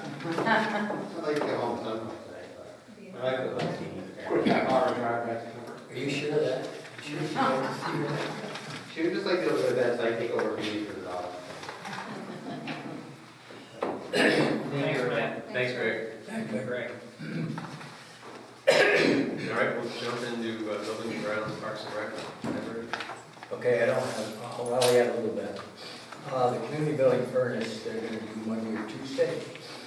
And then once that's done, I call Fred, and he's gonna call Ed Robbins and have him do the final hookups on it. The library furnaces, we've had some problems with it. They got it running, but they need parts so the thermostat can work. They can turn it on when they need it, but there's no thermostat. Is that steam or power? Power. The basketball court, and there's a light in the park, so we're changing the basketball court lights to LED. And they delivered them today to my shop, so Tom said they were gonna put them in next week. So, that should be done, for the first of next week. I called Foresight, John Daly, to get a price on 3 additional cameras. One at the basketball court, one at the Kissing Bridge, and one at the beach. He's getting a price on it, but because of the elevation of them, they're so low that I told him to get a vandal-proof camera because somebody's gonna lick them right out. And he's trying to find the price on them. So as soon as he gets the price on those vandal-proof cameras, he will submit it to us. Elise called from the Pride and said that they didn't okay the dry ice sandblasting, that it's too abrasive, excuse me, to use water. So I called Nick Myers and told him that, he wouldn't be doing it. The bus, Carroll Road, with the training today with Bob. And he called me, he texted me a few minutes ago and said that she did really well, that she would fill in next week. That's all I got. Dave, on those cameras, are they thinking of mounting them on the, See that you're so low, you might get the There's beach. light poles. that's what I'm saying, they put them Unless, on the light poles or on the basket? now they were talking about hot, but they still could be rock. got locked in. Yeah. So, but on the telephone. And down to the kissing bridge, the only place they can put it is on the top or put a pole in. Yeah. So, That's right, that's right. but he said that, you know, even if somebody throws a rock at it, you got it on camera. Yeah. Well, that's too late after the road. Right. It'd be a rock, could be a BB gun. Well, whatever, yeah. Yeah, a rifle from half a mile away. Sad state of affairs. Moving on to Parks and Rec, we had a presentation from a gentleman, I think his name, the way you say his name is Mr. Kaplan. I'm not going to spend a lot of time on it, because I was informed by somebody today that the deal is off to purchase the property, so I don't want to talk about this until we know for sure. He was looking at using part of the beach property to store canoes and kayaks, so I think that's why he was there. He never came out and said it. So I'll leave that one alone, and I'm going to leave the cleaning of the community building alone. And Mount Hope Cemetery, Bill Dahlbeck is the sexton, and he's requested that in this the 2022 budget, that money needs to be earmarked for surveys and legal fees to be included in that budget. It looks like there are 2 donations of land to increase cemetery lands are coming in. One is for additional land for the Ingalls Cemetery and Street Road. This donation would be made by Denise Eustace, who owns extensive land out there. And the other potential donation is at the Mount Hope Cemetery by the Netto family. And if that happens, then we'll need surveys and we'll need some legal fees to have the transfer of property. Sad thing is, it's good news because we're running out of cemetery space in the town, so if we can get some additional property into two of our cemeteries, that would be great. And the cemetery committee has also mentioned that they would like to have a contractor hired to install headstones and upright fallen headstones. The park bollards, 2 have been installed next to the blacktop at the entrance to the Bicentennial Park walking trail. A center post and a line was attached to one of the bollards. A check with the town's insurance carrier indicated that such installation is hazardous and could open the town to potential liability if an accident involving this type of installation actually occurs. The 2 remaining bollards will need to be installed in the blacktop to allow foot traffic, but not vehicle traffic. Basketball court, if you haven't seen it, take a look. It looks really good. It's nearly complete. Unfortunately, there's already been some vandalism on the smaller baskets that are intended for younger children. One basket was bent and the net was damaged. There were photos available of 4 young men and with 2 of them sitting on the baskets. It is hoped that the police have been involved and restitution will be made. And that's why we asked Dave to look into cameras because, I mean, they just put them up and they're already being vandalized. We also talked about the fact that we've had a lot of Eagle Scout projects done in the town and other organizations who are doing things to improve our park system. And we feel that maybe there should be a little more oversight on that because when these are done, I think we need to have a summary of what was been done and perhaps a written form submitted to the committee. We talked about ribbon cutting, but Monty, who is the Eagle Scout, is away at school in New Hampshire, and so the ribbon cutting would be at his convenience. The walking trail, Bicentennial Park, it's already happened and it's done. The base has been improved and the width of the blacktop has, the blacktop width has been increased. Let's get it out of my mouth. And I thank Sal Barneo, who used his budget for some of the materials and provided all of the labors from his budget. And we got the whole entire trail done instead of just the small portion that I thought we could get with the amount of money that I had. So things are looking good. There was, moving on to something else, there have been some reports about the Trestle Bridge. This is not good news. There was a board that was needed to be replaced. Grant reported that there have been 7 boards replaced in the past year. He said that the bridge lacks a center beam, and it was not part of the bridge's design. And it looks like we need to look at the bridge's design and maybe come up with a redesign. The other news is good and bad. The playground in Ticonderoga Park has been closed because we had the water department volunteered to remove all the pea gravel, and we had to work around their schedule because that had to be gone before any other work could be done. So it has been removed, but the park playground is now cordoned off until we get the new equipment in place.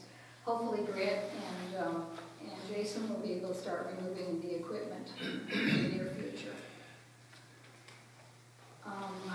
The schedule for the new playground, the 3 structures that need to go in is the end of April of 2022. And my hope is that everything will be done and the new ground cover will be spread by community volunteers. And we may have to expand the playground because there's such a thing called use area, and I think we need to make sure, because I know the swing sets, for example, need 30 by 32, I think is the use area for that, for 4 swings. And unfortunately, the playground has to be closed until all of this is done. The dog park, there's been some issues at the dog park. We've received, at this point, today, we've received 3 letters complaining about the behavior of one of the dog owners who was visiting the park. And the group agreed that we need to take a look at the rules for the dog park, and maybe we need to improve them. And we've kicked this over to Matt to see how we should handle this situation. The tennis courts, we haven't had them refinished yet. I'm not sure what the story is, and I have to I do need to call the company and see what's happening. At this point, I think it's going to happen next spring. And we don't have the permanent pickleball nets in, and we're hoping that maybe we can get some volunteers who would be willing to do that too. In the next meeting, we're going to be talking about winter park use. We have a lot of things that go on in the winter in our parks. And so we're going to develop the next meeting to talking about winter activities and how we can make it work better for the public this year. And our next committee meeting will be next Tuesday, the 19th at 8:30. Is there anything out there? No. No resolutions? There was no highway transfer station committee meeting this past month, and it doesn't look like we'll have one meeting coming up, so we'll have to look at trying to reschedule something. Municipal facility? There is a couple things that I got, and I know the protocol is to go to committee first, but because time is of the essence here, we involve Grant's truck, and a couple other. Sal told me the other day they had 2 water main breaks on Wayne Avenue, and because of the years of overlays, there's 12 to 14 inches of asphalt, which puts it above the sidewalks, which means he has to grind it to bring it back down to do the repairs. He was going to go see Rio. At first he was going to rent a grinder and a paver, but he was going to go see Rio and see what to get a price to see what they would do it for. And then he called me this morning and said that he changed his mind. He's going to just patch it this year, and next year he will grind it and fix it. What street? Accordingly. What street? Wayne. Yeah. He said there's 12, he sent me a picture of 12 to 14 inches of asphalt in that area. And it, like I say, right now it's above the sidewalk, so you can't add to it. And back to the park, he did run over 45 tons of number 7 top mix at $67 a ton, which he ran over 3,000, which I went in, I don't know, Becky mentioned it to you? Yes, you did. Joe? I think we're okay. You're okay with it? Yeah, oh yeah. Okay. stop it. Now, the biggest thing is Grant's truck. Grant came up the other day and the truck is really bad. And the new truck that he's gonna get, we're not gonna get this year, I mean, for sure. And he's gotta have something to get through the winter with. So I told him to take it to Charlie, and Charlie, he took it down and had it evaluated, and it came, was $3,500. The back springs are gone, the shackles are gone, and the back brakes are gone. And it came to, well, anyways, I went to see Charlie today, and he said that if Grant happened to hit a pothole with one side of that truck or the other, that whole thing could come out from underneath it. And so anyways, I got the material list, I took it up to Sal, and Sal said he had Charlie said he could do it for $3,500, but that's his labor and parts. Sal said he could do it for $1,200 to $1,400. He would have his men do it in one afternoon. And the safety factor, get the springs and the brakes on it. And he said that should last until spring, until he got the new truck. And I asked Derek and I asked Sal if they had a truck that Grant could use in case of a bad snowstorm, if this truck broke down. And they said no, they use them all. So we've either got to fix this one. If you think it should go to committee, then wait another month. But for $1,400, I think we should okay it, get it done. Yeah, Rebecca has been working with every department head to try to get. What do you think? Well, my first thought is that can we go get a used truck that's in good That's what I shape for said. not a lot of money? I And I already- hate to spend $1,500 on an old truck that's junk, right? The only thing is, if we get another truck, you're not gonna get it for $1,400. No, You know, but But then you're gonna have to, but I already said to Grant, check around and see if you can find a used truck, and Sal said the same thing. But that truck, I mean, they said, motor-wise, and, everything else is fine. But it's the safety factor that they're talking about. So, between the rear end, the springs and the brake shoes, that's the biggest issue. And Sal said the parts would probably be $1,200. But he said to save $1,400 in case it went over. I don't have a problem. So, We'll get them through the winter, and then, but I was gonna say that we're trying to work with Grant to figure out, and with Sal and with Derek, to figure out which trucks are coming through rotation that can be surplus to him, because obviously he needs a truck, so that's fine. I don't have a but problem. see, Derek's got a new one coming too, right? Yeah. So his won't be here either.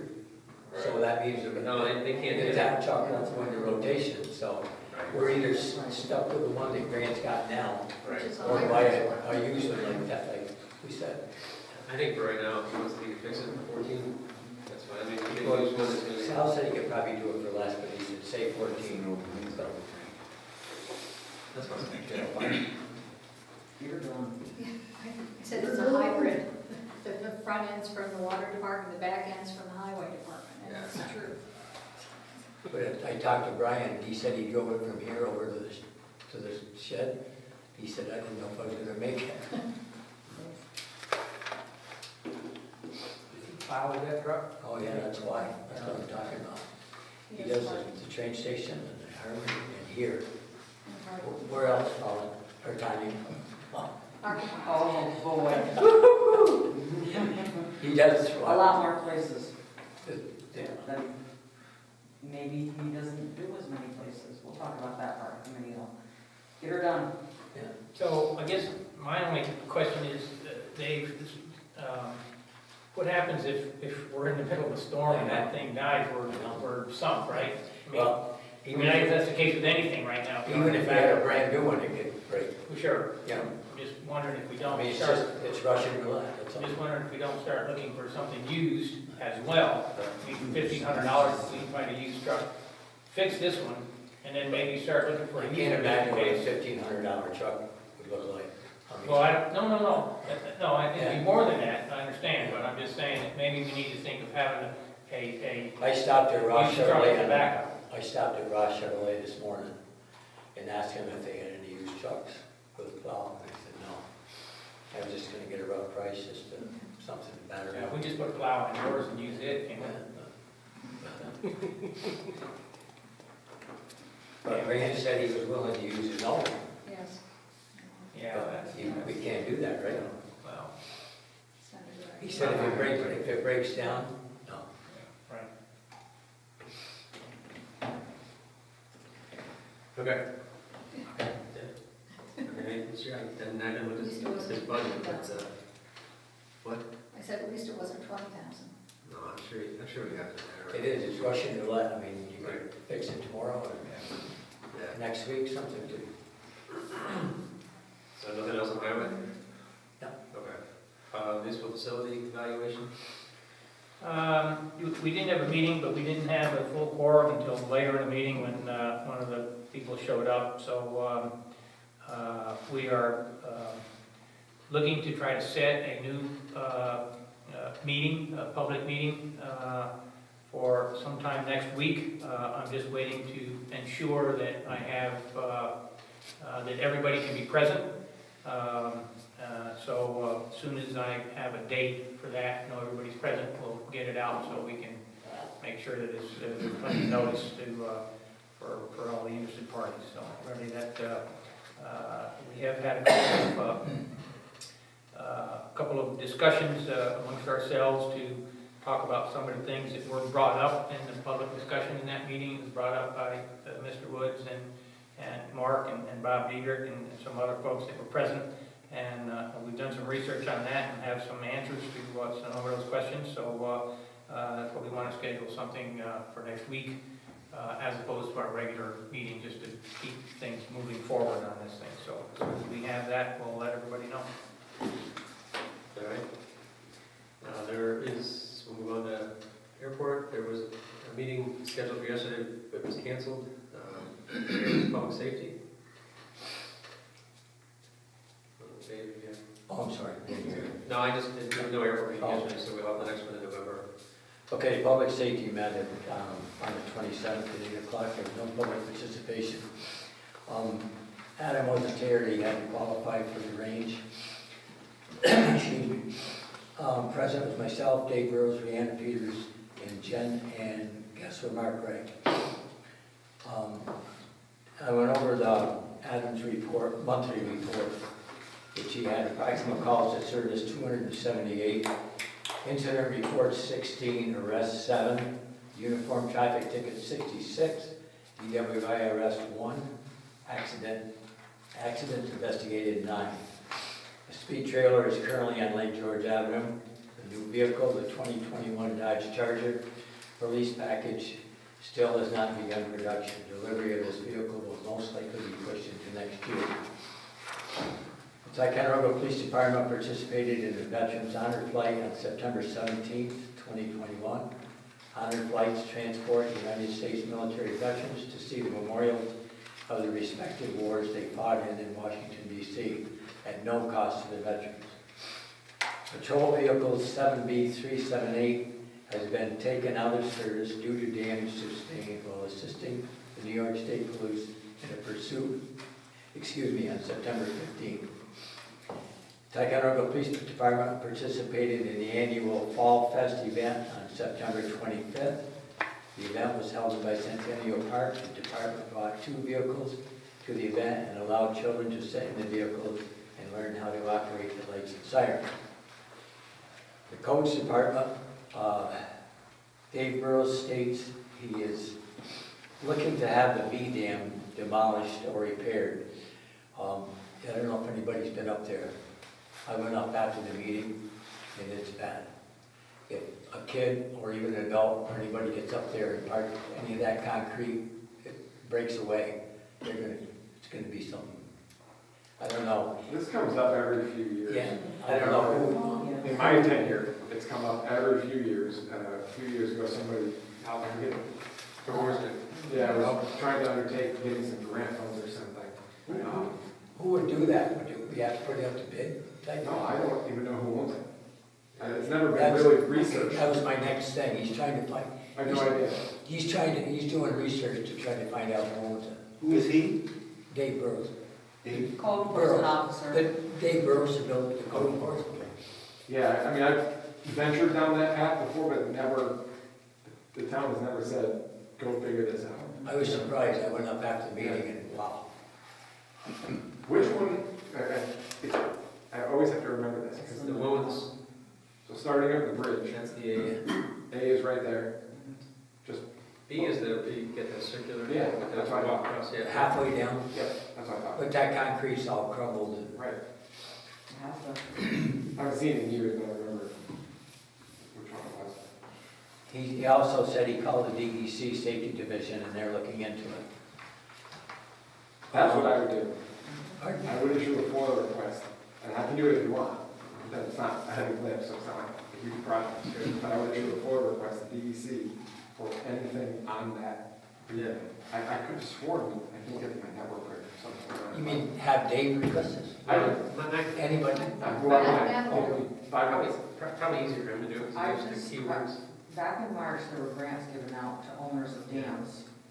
$200,000 it was, and I brought it to their attention at that time, that's kind of when he wanted to get involved in it. But it was not our dam. Yeah. That's what we, that's, Right. Bill Ball confirmed, it's not ours, it is. But But anyways, because we could have gotten $200,000 if it was ours, but that's, it needs to go back to what. But I mean, even if it isn't ours, would it be wise to put a couple signs up on the road? Yeah. Danger, do not enter?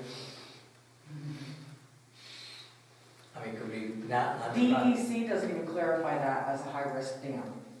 Yeah. That's where I was going Boy, I with would. it. They don't, Well- I asked them to reclassify it, and they said it's not top of their priority. Yeah. Understand that the risk from DEC standpoint is not the risk you're talking about. Right. Their risk is flow. I know. Is headwater, like the washout. See, the water coming down through there is minimal, Right. you know, And so that's why it's that's not their high-risk. concern. Exactly. But the safety of somebody climbing on it or It's something. not even, who's the new one, the current mayor? Let's shoot, Oh, I don't know what it But- is from him. But if they open the A dam, then it's gonna be a factor.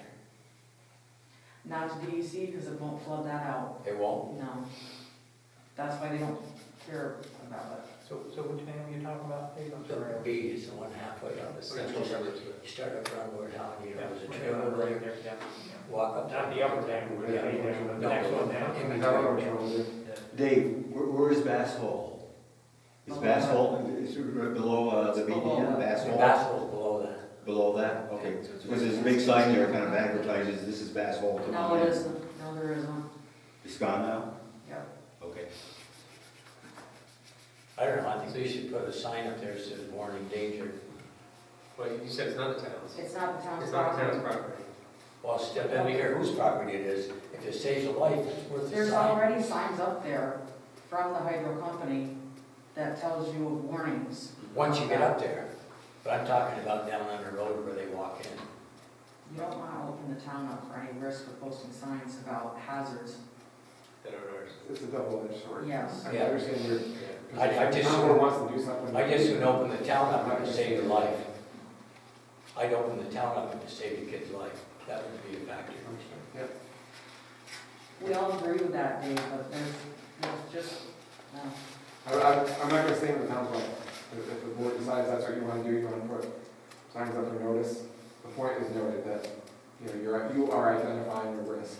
Right. Are you heightening It's the just risk like- by creating just an like attractive little nuisance? That's what somebody dangerous can. It's just like saying beware a dog. Yes. Same thing. I understand, but we're talking a life there too. Yeah, that's why I see the risk and I understand your, That's why I tried to investigate it this spring, and it went, So maybe no, he needs to go out and find out who the owner is. that's up to you guys. Yeah, can you do that a little bit? Periodically, it's raising its head, so. No, that's just one part. I think. Right, I think we could. You guys can discuss each request. Well, if we can find out who the actual owner is of that, whether it's the That's- DEC or not, that's then we the can go whole to them and get them to, That's sign the whole thing. It's not Find out who it DEC's. is. fence up It or. might be first. It's not DEC's, but there's divisions in that area there where some property on both sides is DEC's and, International paper is into that at all? No, you know, they used to own it, didn't they, years ago? I don't know. That I don't know. It might even be worth a point of contact to the owner. I know they kind of, it seems like they're real dodgy on the ownership, but if it does come formally from the town. that might need to happen. Is I it thought taxed? Ball tried to do something with it once, I don't know. because he wanted them to repair Is it taxed at all? it. The dam? No. Well, the property. Shows up on your tax map, Yeah, but Is we don't get taxed. anything from the hydro company besides maybe $1,000 a year for the water that goes over the falls. But if there's, is there taxes due? you must. Yes, we do. Yeah, Because it's they- not county school. I mean, if it's a parcel, it should be taxed, shouldn't it? Yeah, it's taxed. It is taxed. Who's it go to? I have to look it up, Dave, I don't know right here. Come to my office after the That's meeting. the key, we'll find out who. That's what I told you, it was Elms. Bill Ball worked on this for a long time. Wasn't there a college involved at one time? That one. A college? As a kid, I can remember going in there and they had university, something, control the dams or the property up there. I've never heard of that, but. It was a college of some sort. To be investigated, Yes. Dave's on it. And so is Matt. Dave Gross. Yeah, Yeah. yeah, he's on it. Oh, yeah. Yeah. And- Yes, yes.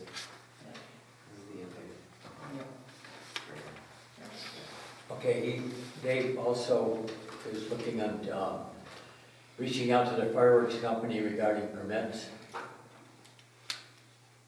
He I don't know did, what that's about. he did.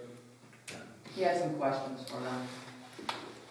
I don't know that he really understood our law that's on the books, but he's our law about fireworks and the distance and all that jazz that we put on the books. And he's just learning about stuff. He wanted to reach out to him and talk to him about it. Okay, they issued 15 building permits, no safety inspections. They had additional permits, Outlook Drive, Monterey Lane, roofing permits, septic permits, demolition permits, garage permits, deck permit, and cleanup, none, and one do not occupy. Had 5 complaints and 3 resolved. They had a complaint notes from rubbish complaint on Oak Street, tenant complaint water leak mold issue in Montcalm, camper complaint Burgoyne Road, gray water complaint Delano Road, and elevator issue Adirondack Drive. We adjourned the meeting at 8:11. Next public safety is October 26th at 8 o'clock. Okay. You want to do human services? Youth, Oh, more? I guess. Just the resolutions. Yeah. Okay, we have a resolution Yeah. to appoint Jenny Itorino to the Ticonderoga Youth Commission. I'll second it, all in favor? Aye. So carried. And sadly, a resolution to accept the resignation of Diane Mahalik as activities attendant effective October 6, 2021. I will move that. Second. All in favor? Aye. Aye, so carried. And a special thank you to Pam Moser. She is a very active member of the youth commission. She oversaw the soccer program this fall, and it looks like she was working with 89 young kids and getting them outside to enjoy playing sports and making new friends. And I understand she's having a tournament here in Ticonderoga for the first time in several years, and they will be making use of the football field, among other things, and I think she's having, because I volunteered to judge it, Halloween costume. Do you remember the number of kids that you've had in the past years? I mean, That's a 89 huge- is a pretty, That's a huge number. We've always had a very, very good turnout with soccer. yeah. Do you Very remember? good. It's always been our biggest attendance program, always. It's always been up in the 80s. Yeah, okay, good, that's great. And our girls varsity soccer team is doing very well this year. They have, actually, they're winning, so that, thank you. They have what? They're winning. They're winning. Seniors, I don't think there was any meeting. Nothing to report. Health insurance, let's see, we're in October, so we had met into last month with the new rates. So we're factoring those into the budget, and we'll be going into enrollment beginning in November for our town employees. No contract negotiations and IT cable TV. There's a charter communications update that on or around October 11th, Spectrum Northeast will launch Heroes and Icons on SVP Tier 1, HD, Tier HD Preferred, and Channel 151 on the channel app. Again, this is on the website. And then as far as our IT goes, we've completed our replacement of all town computers and working towards the next phase, which is the network, syncing the network from all the computers and file folder directories. With that, we'll move on to general resolutions. We have a resolution to accept and correct the minutes of the regular town board meeting September 9th and the finance meeting September 23rd. I'll move it. Second. All in favor? Aye. So carried. You didn't want to know the budget No, workshops either? yeah, thank you. No, you're right. Who first and second to that? I'm sorry. I think I first did, and Tom, Tom was there. so you got one second. Okey-doke. Budget workshops. We have 4 of them. Yeah, I'm just looking for it.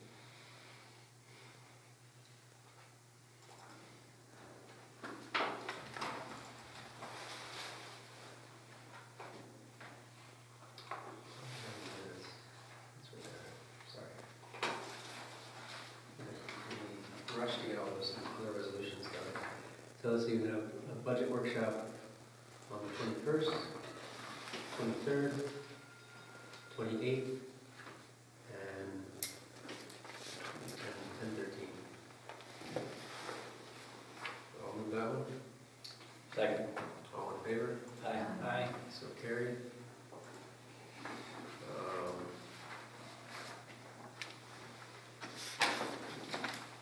We got a resolution authorizing training and prepayment vouchers for registration, hotel, meals, and travel. Just one this month for Dave Burrows. He's going to a training on energy code enforcement in Lewis on October 19th. It's a free training. It'll just be travel. So I'll move that one. Second. All in favor? Aye. So carried. And then we have a resolution to close Montcalm Street between Lake George Ave and Tower Ave on October 29th from 2:30 to 5:30 for the Halloween trick-or-treating that downtown provides. I'll move it. I have a question. You know, So- move it? Dave then Tom? Dave and Tom, move it? Okay. Go ahead, what's your question? I have a question. So if anybody's coming into town, they go down Tower Avenue, come in this direction, and how do they get out? Gotta go around. Around where though? Make a left and head out back. Oh, if they're coming in from where? If you're coming in this direction, because there's a sign up by Lake George Avenue, the only other exit at just west of there is one way, going in, not coming out. I guess you go back on McCormick. If you, it's just, I mean, not that it's a huge issue, but we're forcing people to kind of go down a one-way road to come around the backside of town if they're going out that way. Or they gotta go up Cannonball Road and come out by down here behind this building somehow. We have a bunch of arrow signs. We have, no, but we have blockades, I've got them all listed out for South. It's the same way we've done it every year, that we try to turn them at Cannonball To go that to way. go around and then to go up to Father Joe's and then over and down to Lake George, but Montcalm. Okay. It'd just be good to maybe have some detour roads or something, because otherwise you're kind of forcing somebody to go the wrong way down a one-way street if they go that way. A few arrows to put. Something's, anyways, it's just something that.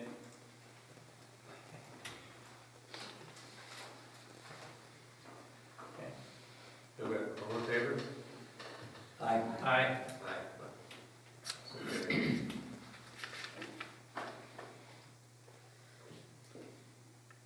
Resolution to reappoint Amy Schreier to the Board of Assessment Review. It's another 5-year term. I'll move it. Second. All in favor? Aye. Aye, so carried. Resolution to go out for fuel bids. Great time. I'll move it. Second. All in favor? Aye. So carried. Okay, so we've got a couple pages of financial items here. I'm not gonna go over one of them Yes, again. you do. No. Everybody can read them themselves. Resolution authorizing the creation of the following new budget account. This one is for the wastewater treatment plant ventilation project. This is the GIGP one we were talking about earlier. So I just need to create that one. I'll move it. I'll second. All in favor? Aye. Aye. So carried. The next one is following budget transfers in each of the different departments. Some of these things are like, just as an example, refuse and garbage tipping fees, we usually allocate a certain amount for each year, and depending on how things go for the year, sometimes we hit the mark and sometimes we have to exceed it, but obviously that's one that's affecting the revenue as well as the expenses. If there's anything that stands out for anyone, you see there's been some improvement, work done in some of the different departments, so they've gone over their budget just a little bit, but that's why we have contingency.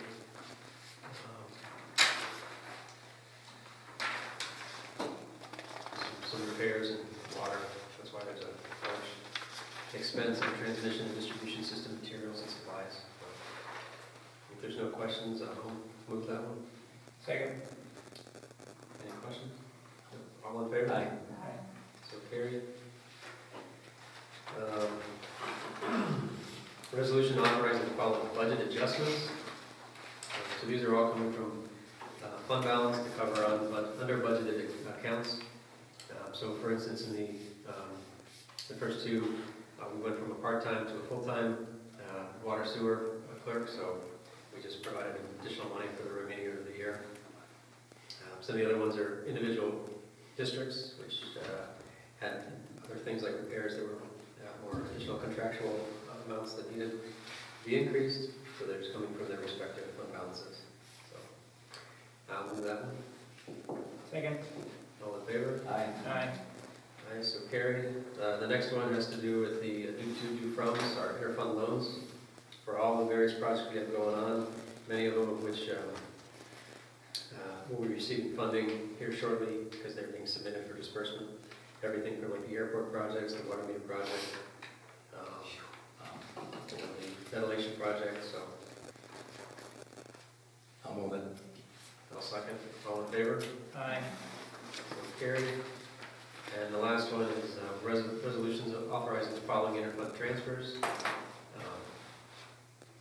So these are monies moved from one account to another. Eagle Lake is a good example. We've talked about this one a number of times. Right now there is no district, so there's no account, so the general fund is funding all that. When the district is formed, if it is, then that money would then be repaid back to the general account. And similar ones along the way. I'll point out one here though. The fourth one down has to do with GIGP daylight stream project. Just to try to clean up the bookkeeping and the finances for that project, since we are going long term.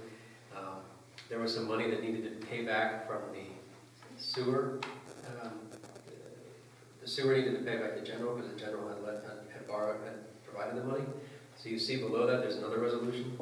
And the way we're going to handle this is we're moving money from the sewer back into the capital project. And there was like $15 and change in the capital project. So that money plus that larger amount together will then get moved back into the general fund to make payment back to the general fund. So Chatty had worked on this with Amy and Rebecca to try to clear this up for our personal purposes. So just so you're aware. So the resolution authorizing the following interfund transfers, I'll move that. Second. All in favor? Aye. So carried. And then, like I said, the second resolution below is for GIGP daylight stream project 849 to repay the general for funds borrowed over the life of the project. I'll move it. Second. All in favor? Aye. So carried. I passed out, when we go to long-term, Environmental Facilities Corporation gives us some options as far as how we want to pay the debt. Amortize the debt over 30 years, so they have two different options here. One is a fixed, or a net, we call it a net level debt for the 30-year loan. payment. And the other one's more of a progressive debt, they call it a 50% rule. Starts out lower and then continually increases over the 30 years. So we've been working through some of our financial planning in the future, and right now we believe that the $304,290 loan payment we can handle. And all this will do is help us in the long term, because as we go, on with other projects, if we take these progressive ones in time, they just keep getting bigger and bigger and bigger, making it a little bit more difficult for the total amount of funding for debts. So just want to get a resolution to approve the net level debt payment plan option for the New York State Revolving Fund long-term payment schedule approval for this recent project, C5 5520%. I'll move it. Second. All in favor? Aye. So carried. Resolution to pay the abstract. I'll move it. Second. All in favor? Aye. So carried. Resolution to accept the supervisor's report as submitted. So moved. Second. All in favor? Aye. So carried. Resolution to schedule or set the public hearing for the town of Ticonderoga's 2022 budget. And this one we're looking to set for November 3rd at 6 p.m. What time, 6? 6, yeah. We're gonna, so our regular board meeting was November 11th, that's Veterans Day. Right. So we're moving it to the week ahead, also because we have to have the public hearing before the first Thursday after election. So this year is the 4th. So I'll move that. Second. All in favor? Aye. So carried. And the last one is a resolution to set a public hearing for the proposed 2022 sewer rate increase and water rate increase. On November 3rd, 6 o'clock. Yeah, November 3rd, 6 o'clock, thank you. I'll move it. Second. All in favor? Aye. So carried. And then you want to move your regularly scheduled town board meeting to November 3rd. Didn't we do that? 6 Say- o'clock. Wait, did we do that at the, No. we did? I thought you said it at the last, yesterday's budget workshop. I don't believe so. No? You We mentioned. talked about it. You talked, okay, all right, yeah. I But thought. for those reasons, because of the holiday and the budget public hearings, you want to set your regular town board meeting on November 3rd at 6 o'clock. Take care of it, Tanya. Thank you, Tony. First and second. First, Second. all in favor? Aye. So carried.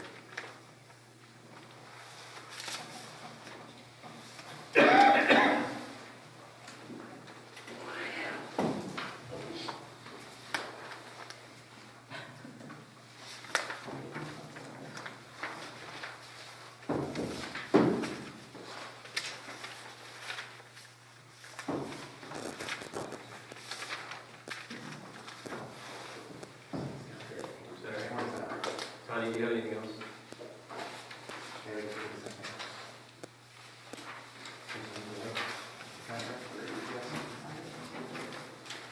She's asking if you guys approved the contract for AES, I believe you did that. I thought we did. Yeah. Yeah, we did. So that was up here. That was before we set the public hearing. For the local. I thought that's what. What are you doing on the paper day? You still away? Are you good, Tanya? I think that's all I can do. Just anything with not, anything Do you have anything else? I do it when I'm. Matt, do you? Hold on. Except you can't count on me. Let me, by email. We did this, sewer, oh, planning and zoning board. The planning and ZBA, we had a great, I would say, first meeting. The one big project wasn't on, but that gave the board kind of an opportunity to set into their new goals. We got some planning board members becoming zoning board members and vice versa. And I thought it went well. They had a couple of requests. They took care of kind of setting their own rules and regulations about applications and deadlines, to set up a good process there. I thought they did a good job.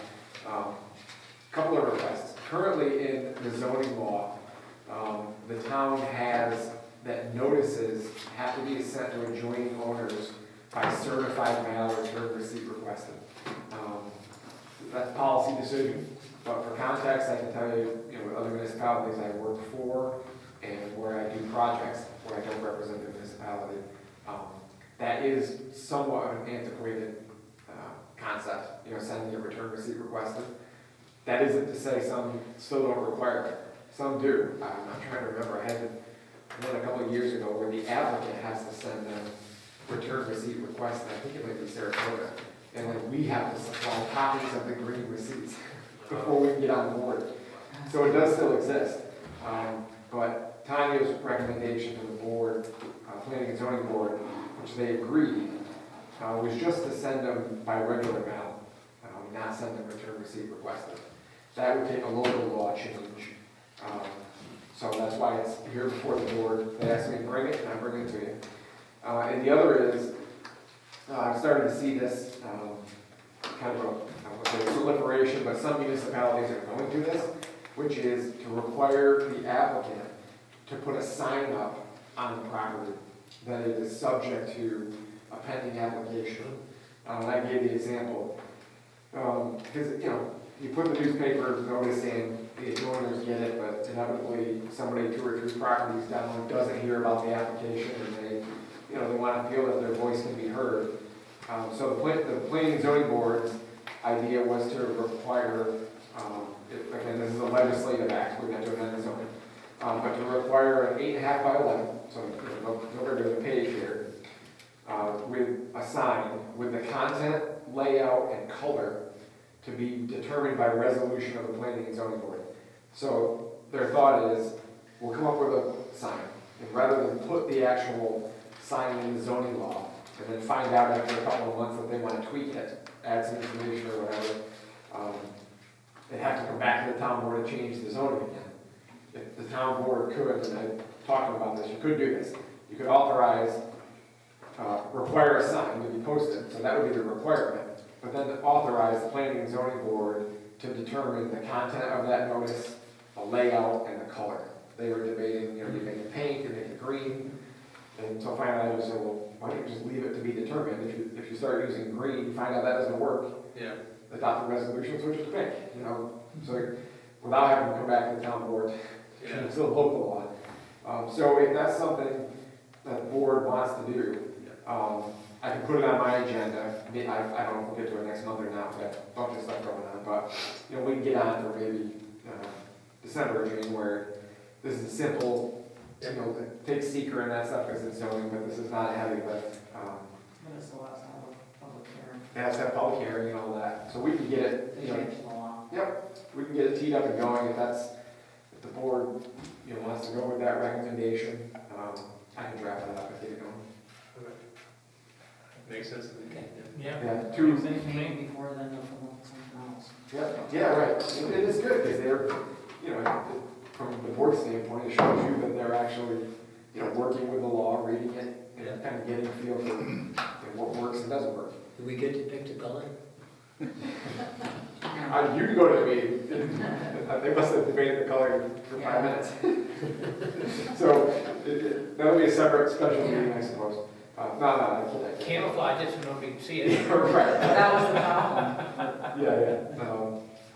Yeah. I gave the kind of the anecdote that Kingsbury, one of our municipalities that does it, they actually supply the sign. They bought the big plastic signs, and they write in with a marker the information, and they make you post it. But that's, so there's all different things. The other thing I just wanted to note is that the board is reviewing the sign, and also the topic of camper trailer regulations came up. There's some properties that are parking camper trailers on the properties that are becoming permanent, trying to tie in with the sewer. So the board may come back with some recommendations on that at some point to the top board. So that was the one big thing. Other than that, we're. They did ask the board to consider updating the comprehensive master plan. They did. Did they do a resolution? Did they get that far? Or I forgot to write that down. Because of 2 names. That's obviously very controversial. Comprehensive master plan? Comprehensive plan, Yeah, it's right. comprehensive plan, comprehensive master plan. Yeah, no, that needs updated. Yep. That, very controversial, so I'm going to, thank you, Tom, for covering that. Tom really wants to get that project done, we have to find some people to Right. get on that committee. It's no No, small undertaking, No. even if it's a big financial commitment, because the difficulty is, it's gonna be tough to find, local people that can dedicate the time to type that, something like that, it's a very massive undertaking. On the flip side of that, we've all been through the experience of, the town did hire a consultant before and worked with that. And sometimes the feeling is you end up with a boilerplate, so it's, Right. you probably would want to put a dedicated committee, a dedicated amount of time to really interview whoever might be hired to do that, so that you make sure they fit with time. That is just my personal recommendation. I've worked with Tom a long time. I've seen this path a couple times already. And I think that they didn't succeed because there wasn't buy-in from the community. Inevitably, what happens is people that come to those meetings, they get the part that they want into either the comp plan or a draft zoning, and then they don't come back. So you get a bit of a constant turnover of people coming in, getting their agenda item that they're concerned with addressed. And the rest of it is until the very end, when people are like, oh my goodness, you can't be doing this, what happened last time? That was a zoning law, though, that wasn't. But it was the comp plan first. Yeah. Because legally you can't draft zoning until you got the comp plan done. And that process,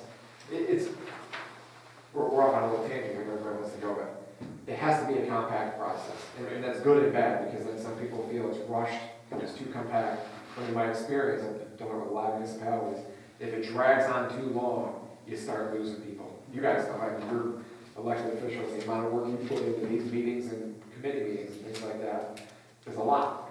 So to ask somebody hasn't dedicated himself to run the office, to be on a comp plan or a zoning committee, to adopt regs, it's a lot of work. And if it drags on for a couple of years, unfortunately, you start losing people. The energy it's final. And I see it as the end of a bell curve, right? It hits an apex, and then if it's not done in a good, concise manner, you lose your support. And then you spend a lot of money for, and then you get the bad taste in your mouth. It's tough. So that's right. They did talk about it. I forget they adopted the resolution. But maybe that's a New Year's topic that wants to touch that button. It is needed. I mean, as you guys see, all the money you've dedicated to water and sewer, part of that can be stormwater discussion, sign discussion, trailers. I mean, even I told the board, the discussion of trailers, that takes some sort of comprehensive plan.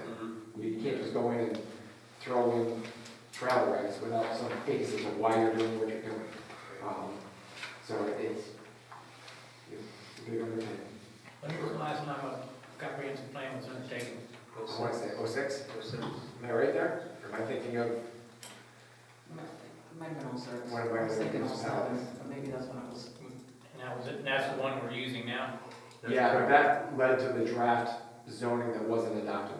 So that would be a good kickoff, for sure. You don't, the comprehensive plan didn't get thrown out. That comp plan is still valid, it's adopted. It could start as, the basics. And that might make the project from a comp plan standpoint a little bit easier. I mean, a lot's changed in 15 years, but, Yeah. June 15th, 2006.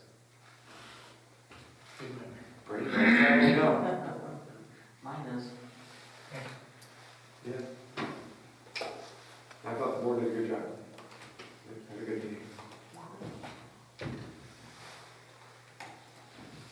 Great, okay. You're good with go with those two items from the resolution? The resolution for those? No. If you tell me to get on my agenda, I'll get going. Yeah, okay. Everyone's good with the two items in the plan? Yep. Yeah. Those are, to be clear, somebody might say, well, you need a comprehensive plan to change your zoning. Correct. These are procedural issues. Right. They're not substantive issues. Okay.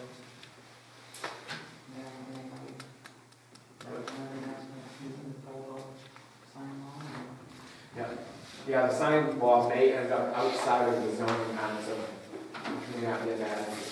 Yeah. A lot of municipalities have gone in that direction. It's smart. So I would be surprised to see that get pulled from the zoning.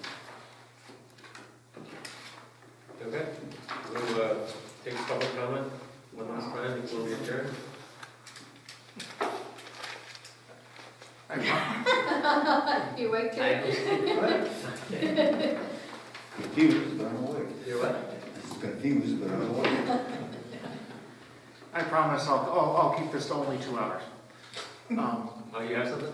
Yeah, no, I just wanted to publicly thank Sal Barnell for fixing an issue on Lord Howe Street. I brought it up at Highway, and it was fixed. Which is, how things go and how things should go. The folks in that area are appreciative that the road was taken care of. The second thing I'd like to do is also thank Sal for the work in the park. Him and the crew did an excellent job, and you guys should know that park is very much appreciated by both local We know. and non-local alike. And they notice stuff like that, Yes, they do. and they talk about it. So I want to thank both Sal and the crew on both counts for getting both of those things done. I really appreciate it. And he actually had a shovel in his hand. No, he was part of the Oh yeah, he was. labor force too. Oh yeah, he had a shovel in his hand up by me when they put that culvert in, nice. So, Thanks, Heath. Anyone else? Okay. Terry, can I get all your specifics you had on your history of the airport?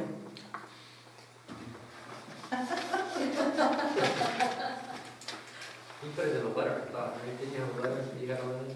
Pardon me? You had it in a As a letter. matter of fact, I did, yes. You could just give that to me. Okay. Okay. There. Well, adjourn, thank you. 1970, there was a sign that said something to do with the college.